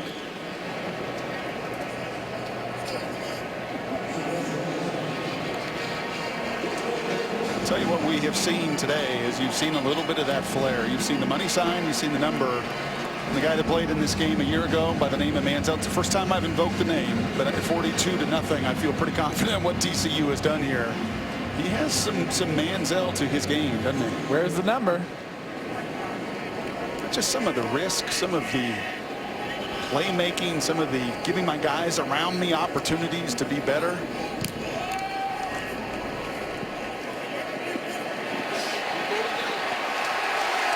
And they pin that inside the 5-yard line.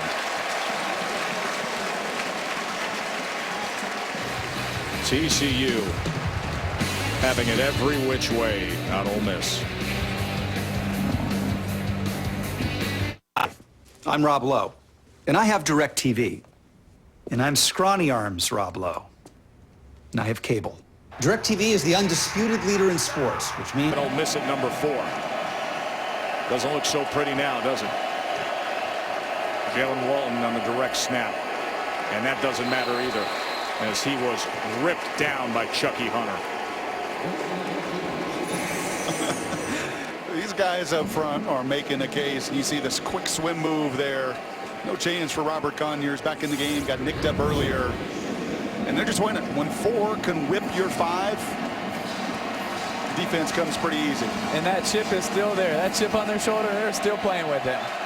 One of 5 seniors, Chucky Hunter, on this defense. Mathers tries to wrestle free. Likely a face mask call here as Dawson came swinging in after him. Personal foul, face mask, number 47 defense, 15 yards, first down.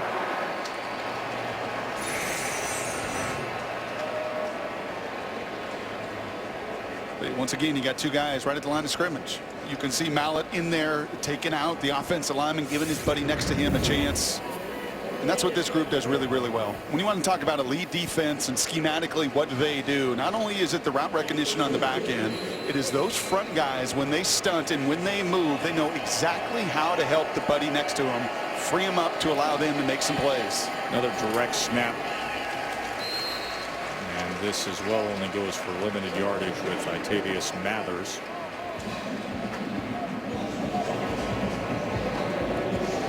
Dawson as good as any linebacker you saw on tape this year?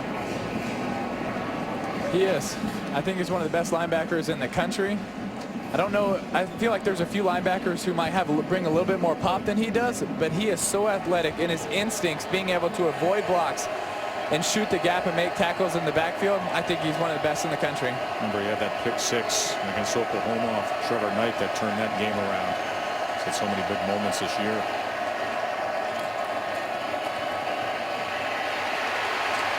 Bo Wallace escapes the rush there, goes downfield, and is able to find Cody Core.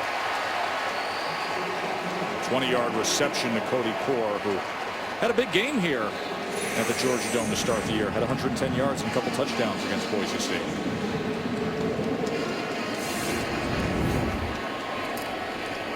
Swing it out to Pack, who goes to the 49-yard line.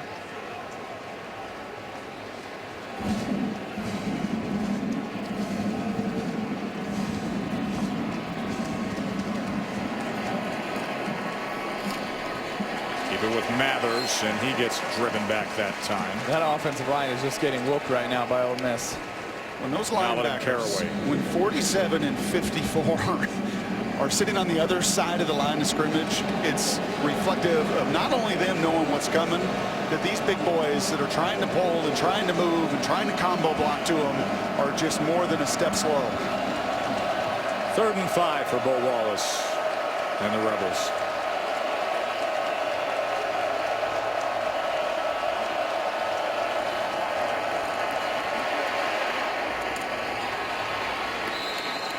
That is caught by Attaboy Joe. So a first down for Ole Miss. And Bo's hurting a little bit. Remember that sack just before halftime.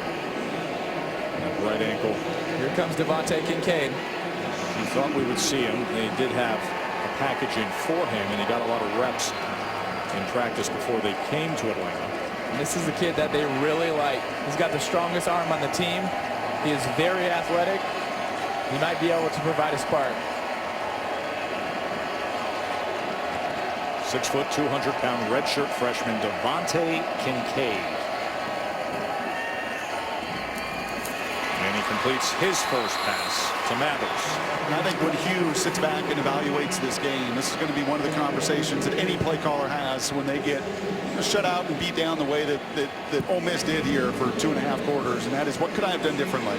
And I think you needed to mix it up a little bit more. I think you had to see some more. We thought that they would manufacture a little bit more of their plays and bring in a Kincaid and see a Liggins, and you just didn't really see any of this in the first half. And here's Mathers as his helmet came off there as he gets the necessary yardage for the first down. He's tackled by Kindred, so he will run off the field.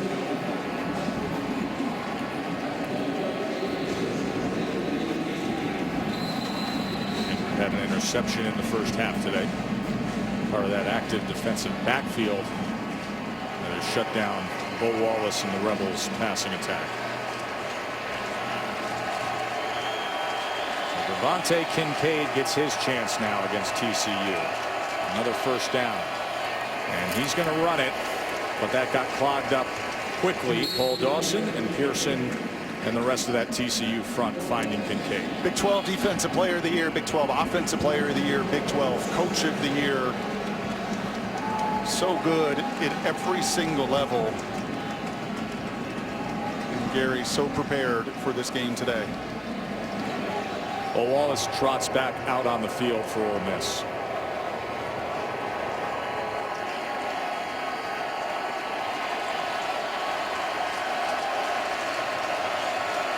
Second and 11. And over the middle to Evan Ingram, and they just haven't seen enough of that today. Very good catch. Well, you've seen all three completions, the comeback on the scramble, the curl route that was an adjustment, and here you're trying to run that quick screen and sneak Ingram down the middle, and even that is a collision completion. It was Ingram's first reception, a guy who was first team All-SEC, 37 receptions. And without Laquan Treadwell and Vince Sanders, the starting receivers, the thought was that Ingram would play a major factor in the passing game. And what did TCU do? Combo coverage him as much as they possibly can, no matter where he was on the field. You're going to have a couple defenders on him, lots of eyes on him as you see Vince Sanders with the torn ACL look on. Second and goal now. Inside screen Cody Core, but he can't find much. Sam Carter made the tackle.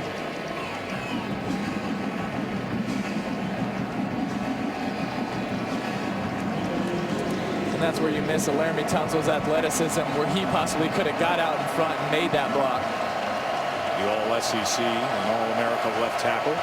He made a broken leg earlier in this game. He made this point early. Look at the corner still on top of Ingram to the top of the field. That's our best corner. Look for them to try to go one-on-one with Ingram at the top of your screen. Third and goal.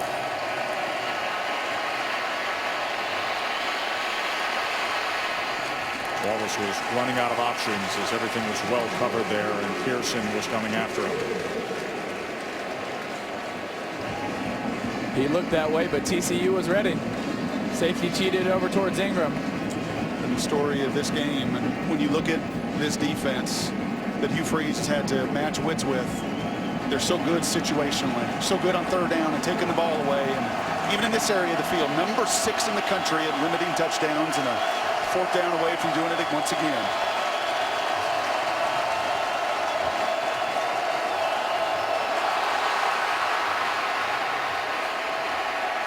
And he pitches it back. But no matter what was going to happen there, it was going the wrong way. There have been a few moments like that where you really feel like certain plays sum up the day, and this is one of them.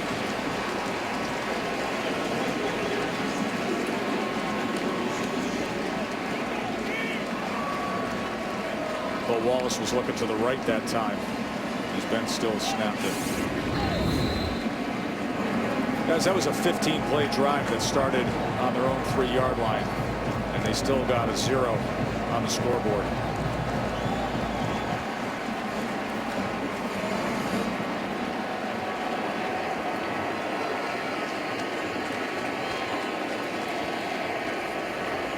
Boykin downfield and nearly intercepted as he threw it too far to the inside, and Golson was trying to track it down. Mallett and Dawson, dynamic combination of backers for TCU. Yeah, Wallace has not felt a matchup zone in guys that cover so well, really trust one another. Good effort on the inside that time by David Porter. And that's Trevon really understanding the coverage and what the defense is trying to do. He gave him a little pump fake. The linebacker hesitated, and he wrapped into the next open window behind him.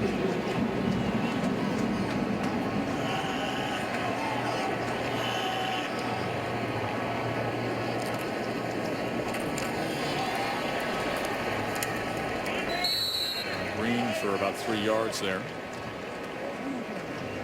In terms of the history of bowl games for Ole Miss, 32-point margin was the worst loss that they had. Came in the '91 Gator Bowl against Michigan.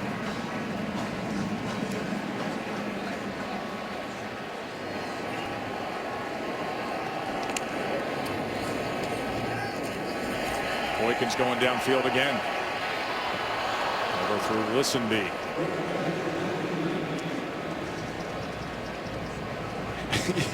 I know you enjoy some of that "I just don't care" attitude. And I think you get away with it because of his overall athleticism and everything he brings. But it really is, sitting up here, remarkable the number of times that he will just say, the heck with it. I'm going to throw into coverage, and I don't really care. I'm going to trust my people around me. That time he threw to the outside of Emmanuel Porter. And there is a flag down.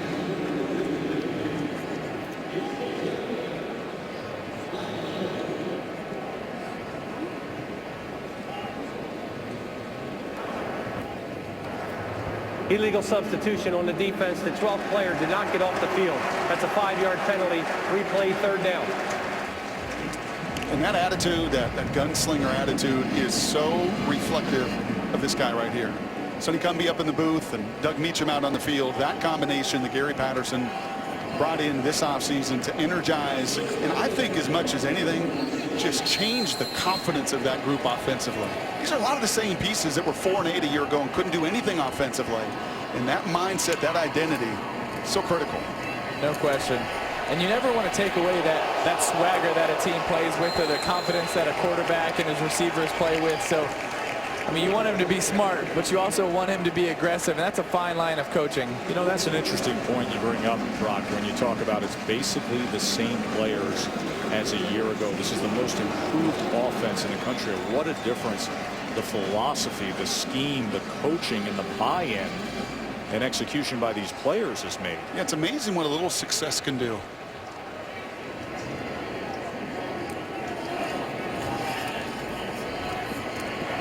He slings it again, that time to Gray. That's where you really see Trevon's arm strength. He's falling away. He's throwing to his non-dominant side, and he puts it right on the receiver's face. It's a big-time throw. Look at the upgrade from 2013 to 2014, how much they improved. Most improved offense in the country.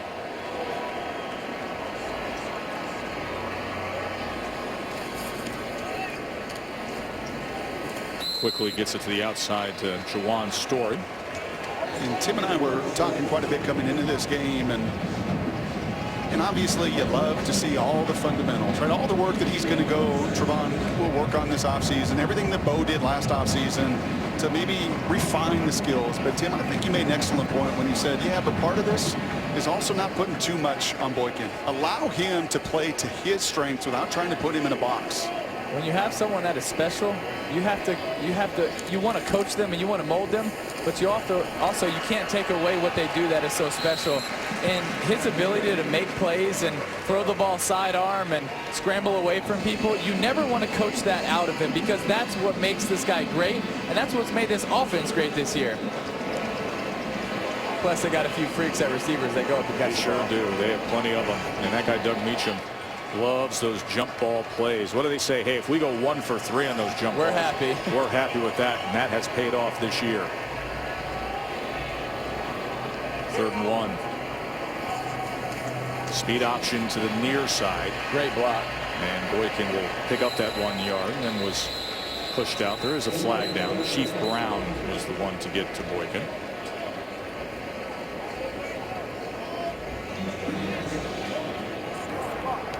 Holding offense number 74.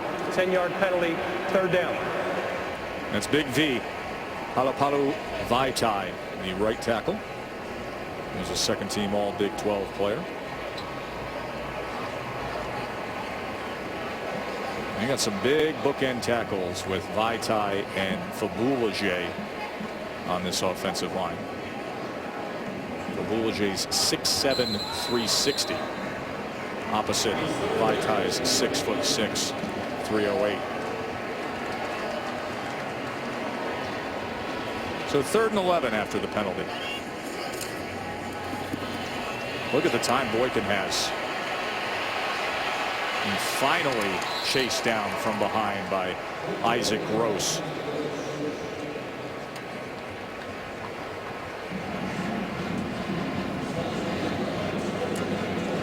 Talk about a kid that plays with the motors, Isaac Gross. He's one of the hardest playing players in the SEC, in my opinion.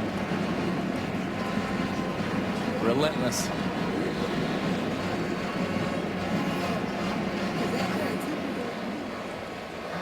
Ethan Perry, junior punter for TCU.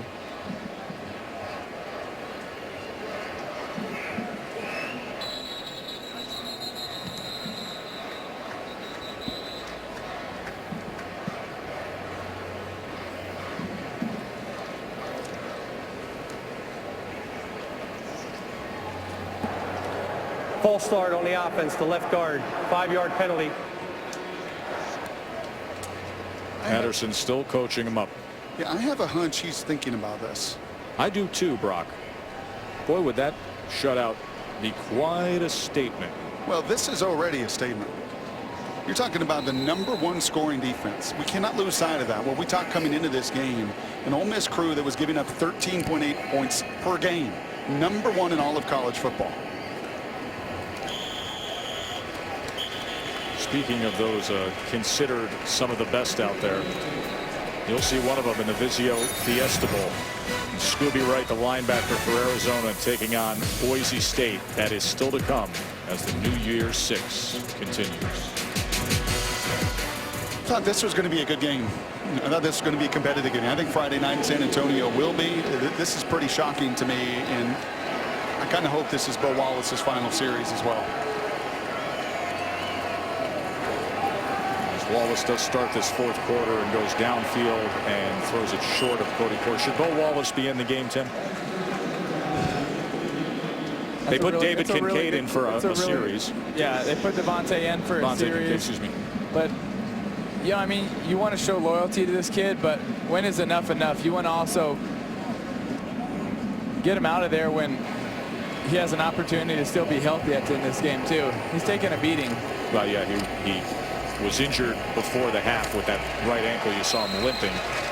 Devontae Kincaid came into the game, had a little bit of success, moved the team for a few first downs, and then Wallace returned. There is Kincaid, the redshirt freshman, who got a lot of reps prior to practice here in Atlanta. More mobile of the 2 backup quarterbacks, has a very strong arm, and is just a redshirt freshman. Aren't you beyond loyalty? I absolutely understand your point coming out in the second half and giving him an opportunity to continue to fight. And this isn't an indictment on Bo Wallace. Oh, no. This is about this game is decided. He has taken an absolute beating. We cannot do anything. And let's just give a young kid another opportunity. Wallace gutsy in trying to extend this play, but it's really tough for him to get to that edge against Jonathan Anderson.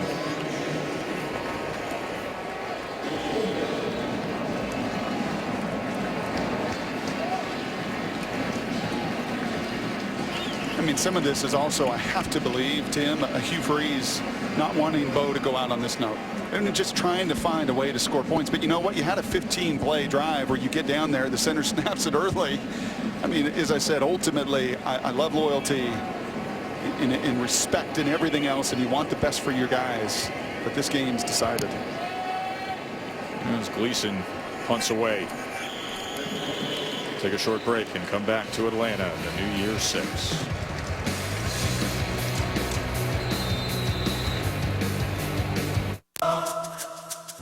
We won. What's going to happen? Somebody's going to get screwed. How do you drop TCU that was #3? There's such a thin line. Line's not so thin on this scoreboard. Mighty thick.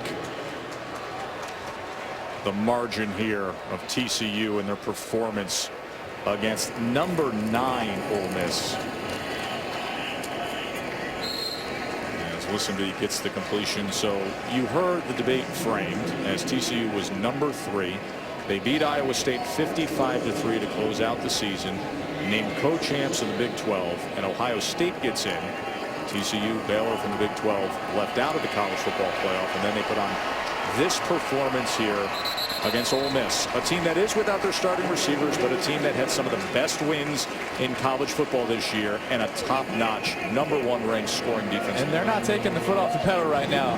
They're going no huddle, and they're getting to the line of scrimmage, and they're still taking shots. And Ole Miss, who beat #4 Mississippi State without Laquan Treadwell and Vince Sanders getting injured in that game, and still beat them. I had not seen this coming. Of course, had the signature win against Alabama as Trevon Boykin is coming out of the game. Graham Kohlhausen goes in. Boykin leaves with 3 touchdown passes on the day, 65 yards rushing as well. Aaron Green adds to his total. This changes the conversation. I mean, this changes the conversation not just over the next week or two. In my opinion, this changes the conversation going into next year. You're talking about a top 3 program.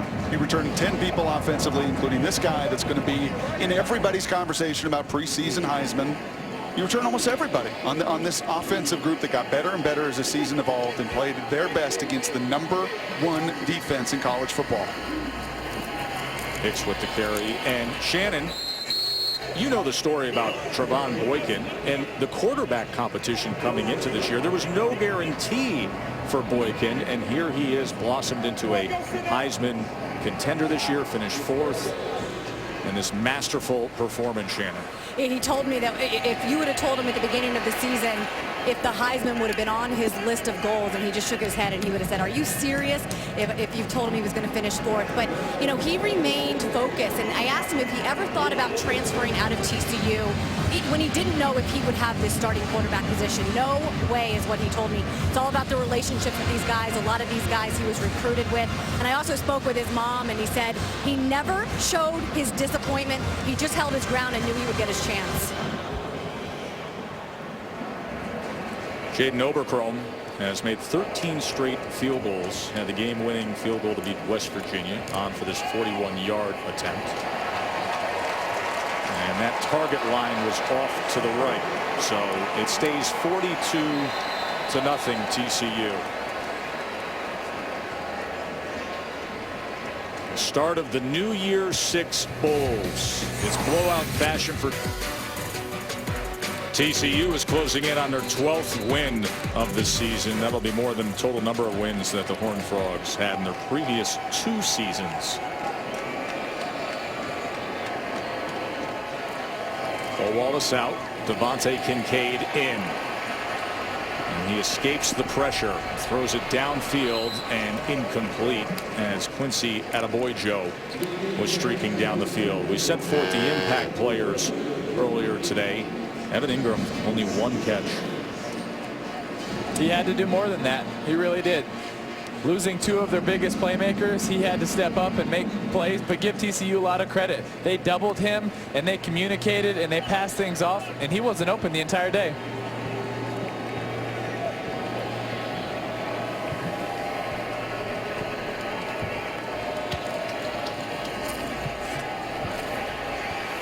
Kincaid able to get loose for about 3 yards that time. Shannon. Well, Joe, Laquan Treadwell, obviously one of the keys to this Ole Miss offense early in this season, having suffered that injury that just broke the hearts of all college football fans across the nation. I spoke with him earlier today. He told me good news for the Ole Miss fans. He is on schedule for a spring return. He feels like rehab is going very well. He's already started some weight-bearing exercises. But he did tell me he will be mentally stronger when he does come back and plays with his team. He feels like this entire experience has taught him that. And when he reflects on that moment, the injury, he says he realizes there's a big picture. Football will always be here. It's more about life. Kincaid pushed out, and to Shannon's point, it was a heartbreaking injury, crossing the goal line for a potential game-winning touchdown against Auburn. Broken fibula, dislocated ankle, underwent surgery. So hopeful for the new year is Laquan Treadwell. And Laramie Tunsil earlier today with the fractured fibula. No doubt he is going to be spending their left tackle, going to be spending a lot of the offseason, like Laquan, trying to get himself back and healthy. And Tim, they're going to have to sit on this for a number of months. And the disappointing thing for Ole Miss is that is the heart of their offense. Laquan Treadwell and Larry Tunsil, those are the leaders. Those are the guys that rally them in the weight room, on the practice field, in warm-ups. Those are the guys that are the leaders, and they really need them to be out there on the field leading that offense. New Year's 6 will continue with the Vizio Fiesta Bowl. Rich Rodriguez led Arizona to 10 wins. Yeah, but that 7-8-1's won 4 in a row, and they play it like TCU. And they're playing really good defense right now. Both those teams are playing great defense. One with a 4-man rush and being very effective, and the other team beat up a little bit like Ole Miss is here today. Well, look who's back for a moment as Boykin hands off to Green.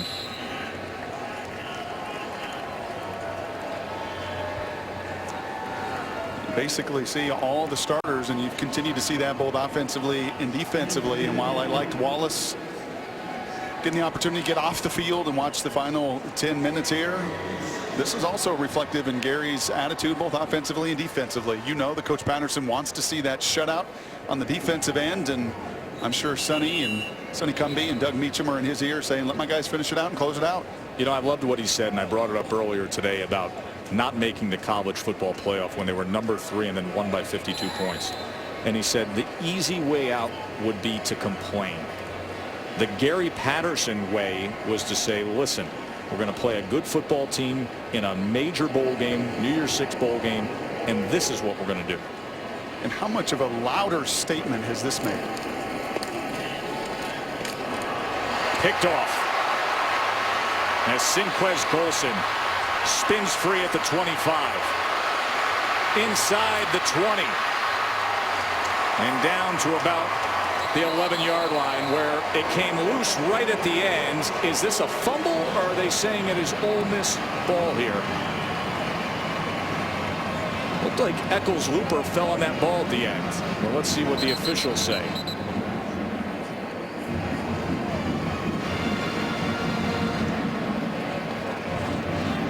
Jerry Magallanes and the crew gathered for a moment. The ruling on the field, the runner was down. First down, Ole Miss. So they're saying Golson's return to the 11-yard line stands there.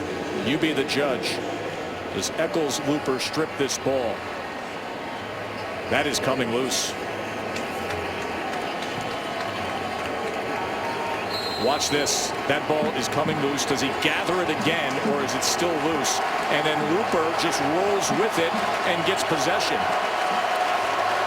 I would believe if they review this, it'll be TCU ball. For now, it's first down Ole Miss. Wildcat for Ole Miss.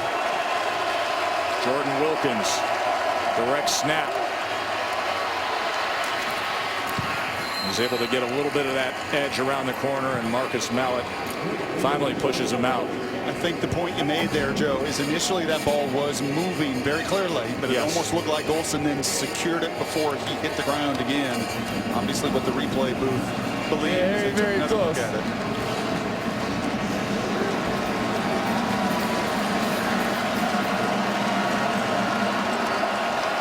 Jordan Wilkins remains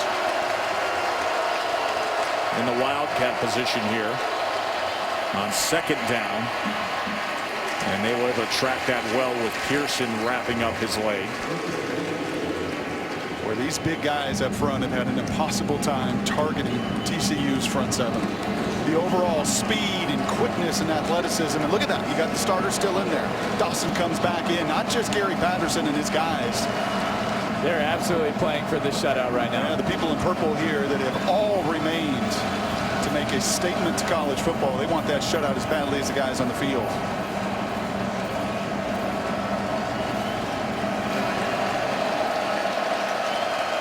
Devontae Kincaid at quarterback on 3rd and 4.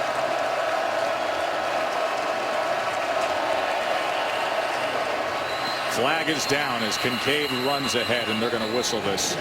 Should be a delay, and that's what it is. Delay game on the offense. 5-yard penalty, 3rd down.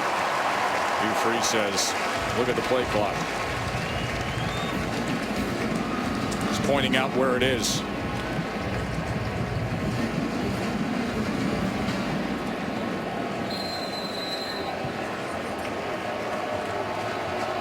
This is going to have to go to the perimeter. They are going to double team and have an enormous emphasis on Evan Ingram. As we talked about really schematically with what TCU and what they like to do is you're going to beat us with your second pitch. The one-on-ones are to the perimeter. Third and 9, almost jumped it that time. Boy, did Paul Dawson break on that throw. He read it beautifully. He was probably out in front of it too far. He was. You cannot tell me this kid is not coached up. Wow. Big 12 Defensive Player of the Year, Walter Camp, first-team All-America, and a dominating performance here. And now, Ole Miss just wants to erase that 0. They do not want to be shut out. Now, they passed up an opportunity to do this with Wunderlich earlier, but now they want points on the board here, the 27-yard attempt.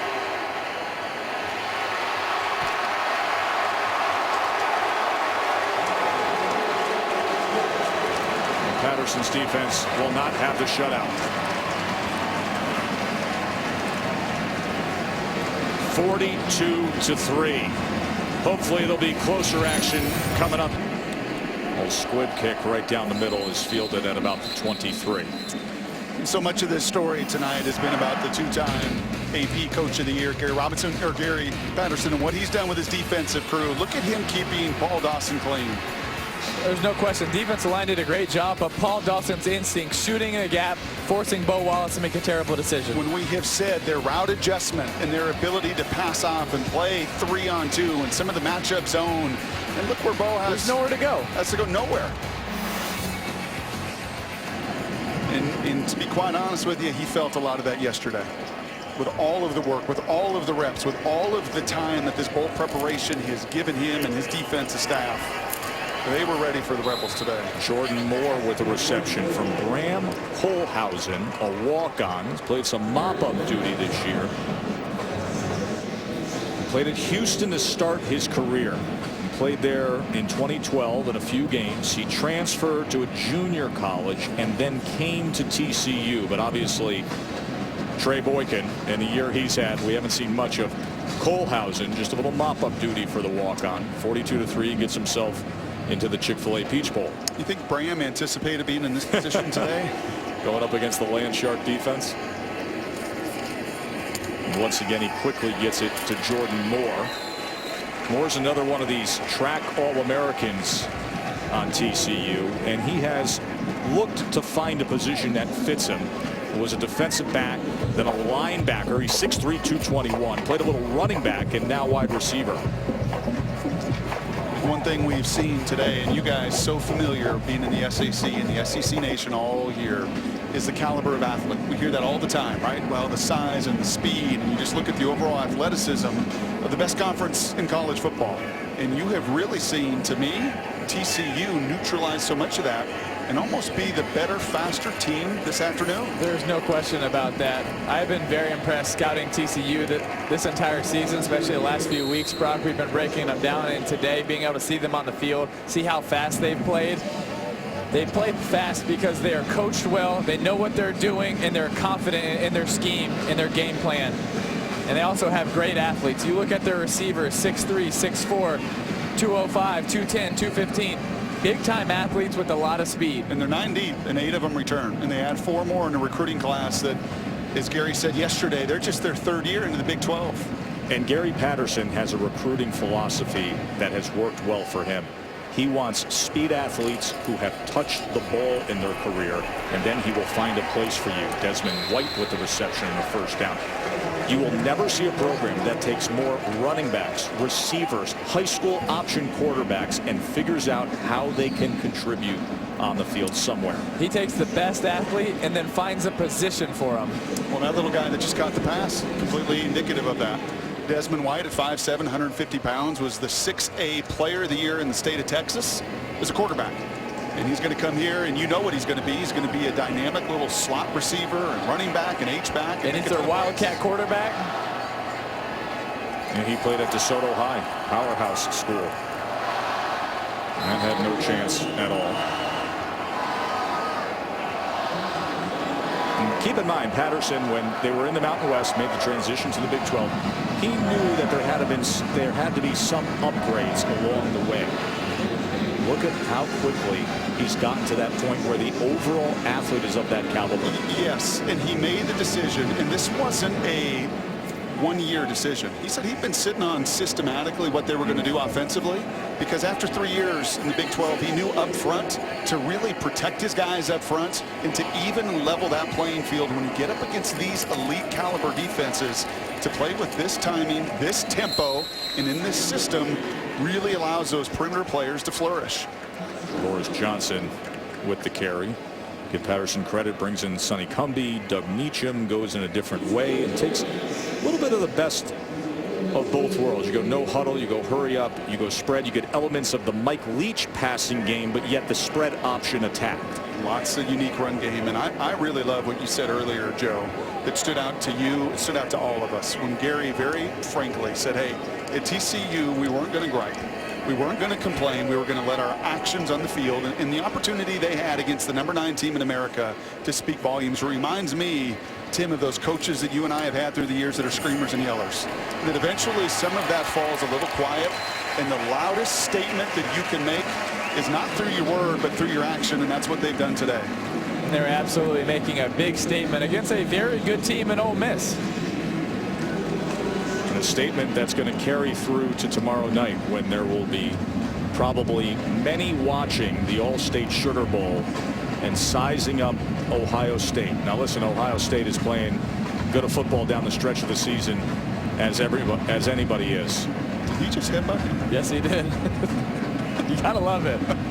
But you'll have a lot of folks. Yes, you will. Talking about this it might TCU. get wet pretty soon. Well, they're filling up that bucket. A lot of folks will be sizing up Ohio State, framing them with TCU based on this performance here today. Kyle Hicks getting more extended work here in these final couple minutes. Coach Patterson, he won more Coach of the Year awards this year and did this moments ago. 14th year at TCU and still as fiery and competitive as he's ever been. The all-time winningest coach for the Horned Frogs. The visor kind of softened the blow a little bit. A little reinforced visor. A good day for the Big 12. Let's not lose sight of that. 0-3 Monday night. Oklahoma getting beat down. Texas with a very difficult night. And for the Big 12 Conference, they have the opportunity to stick their chest out a little bit today. And say against one of the SEC superpowers this season. He came in and went toe-to-toe and absolutely got the best of them. Coasting in towards that largest margin of victory in the history of the Chick-fil-A Peach Bowl.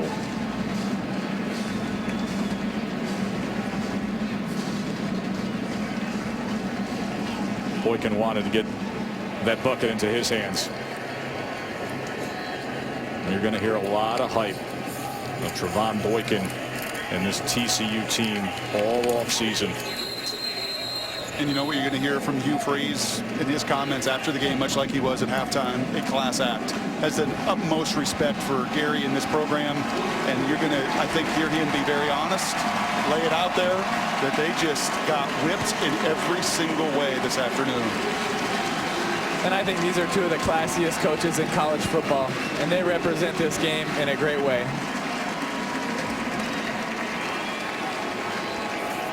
Oh, and look at, he's trying to dodge that Gatorade.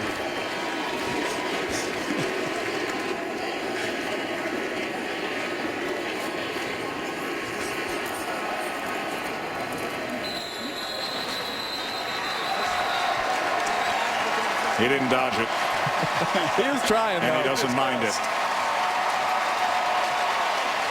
It would have been easier to complain and sit back and rail against those who left them out.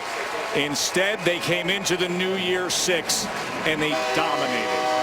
TCU, the Chick-fil-A Peach Bowl champs, led by a defense that held Ole Miss to 9 yards rushing. They forced 4 turnovers and only allowed 3 of 15 third down conversions. And it's Bo Wallace, it just went south right from the start. It's really exciting to think about what this TCU offense could look like next year. 10 returning starters, Trevon Boykin, who has so much playmaking ability, has a real shot of winning the Heisman next year. In this offense with these coaches, if both of these offensive coordinators come back, they say they will, but they're hot commodities right now. Let's go down to the field to Shannon. Well, we're just talking about the Gatorade bat Coach Patterson received. You said you missed the first one, but they got you the second time. I fooled them the first one, and they came back with a counter. So. Coach, this entire process being left out of the playoff, you have taken the high road. You've been positive. But what statement does this send the country? Well, yeah, I don't think I have to say anything. I think for next year and what happened this year, I think everybody can see what kind of football team. Ole Miss is a good football team. You know, we came out. We wanted to play. Usually it comes down to the team that wants it the most. We played hard. Our kids practiced all December like they wanted to be here. So it's, you know, I really like Coach Freeze. He's a really good football coach, and they got a good team. So. You mentioned next season. Trevon Boykin told me that their goal, your goal, is to win a national championship. How does this game set you guys up for next season moving forward? Well, our goal every year is to do it, but I haven't said that. You know, my thing is to become the best football team we can be. And so for us, what we're going to try to do is we're going to get back, start the second week of January, start all over, and get ready to go. I'm going to let you talk a little bit about your defense. All the talk this season has been about your offense, but what do you think about the way they performed tonight? Well, you know, they heard for a whole month all about Ole Miss. And we've been playing defense around here for a long time. So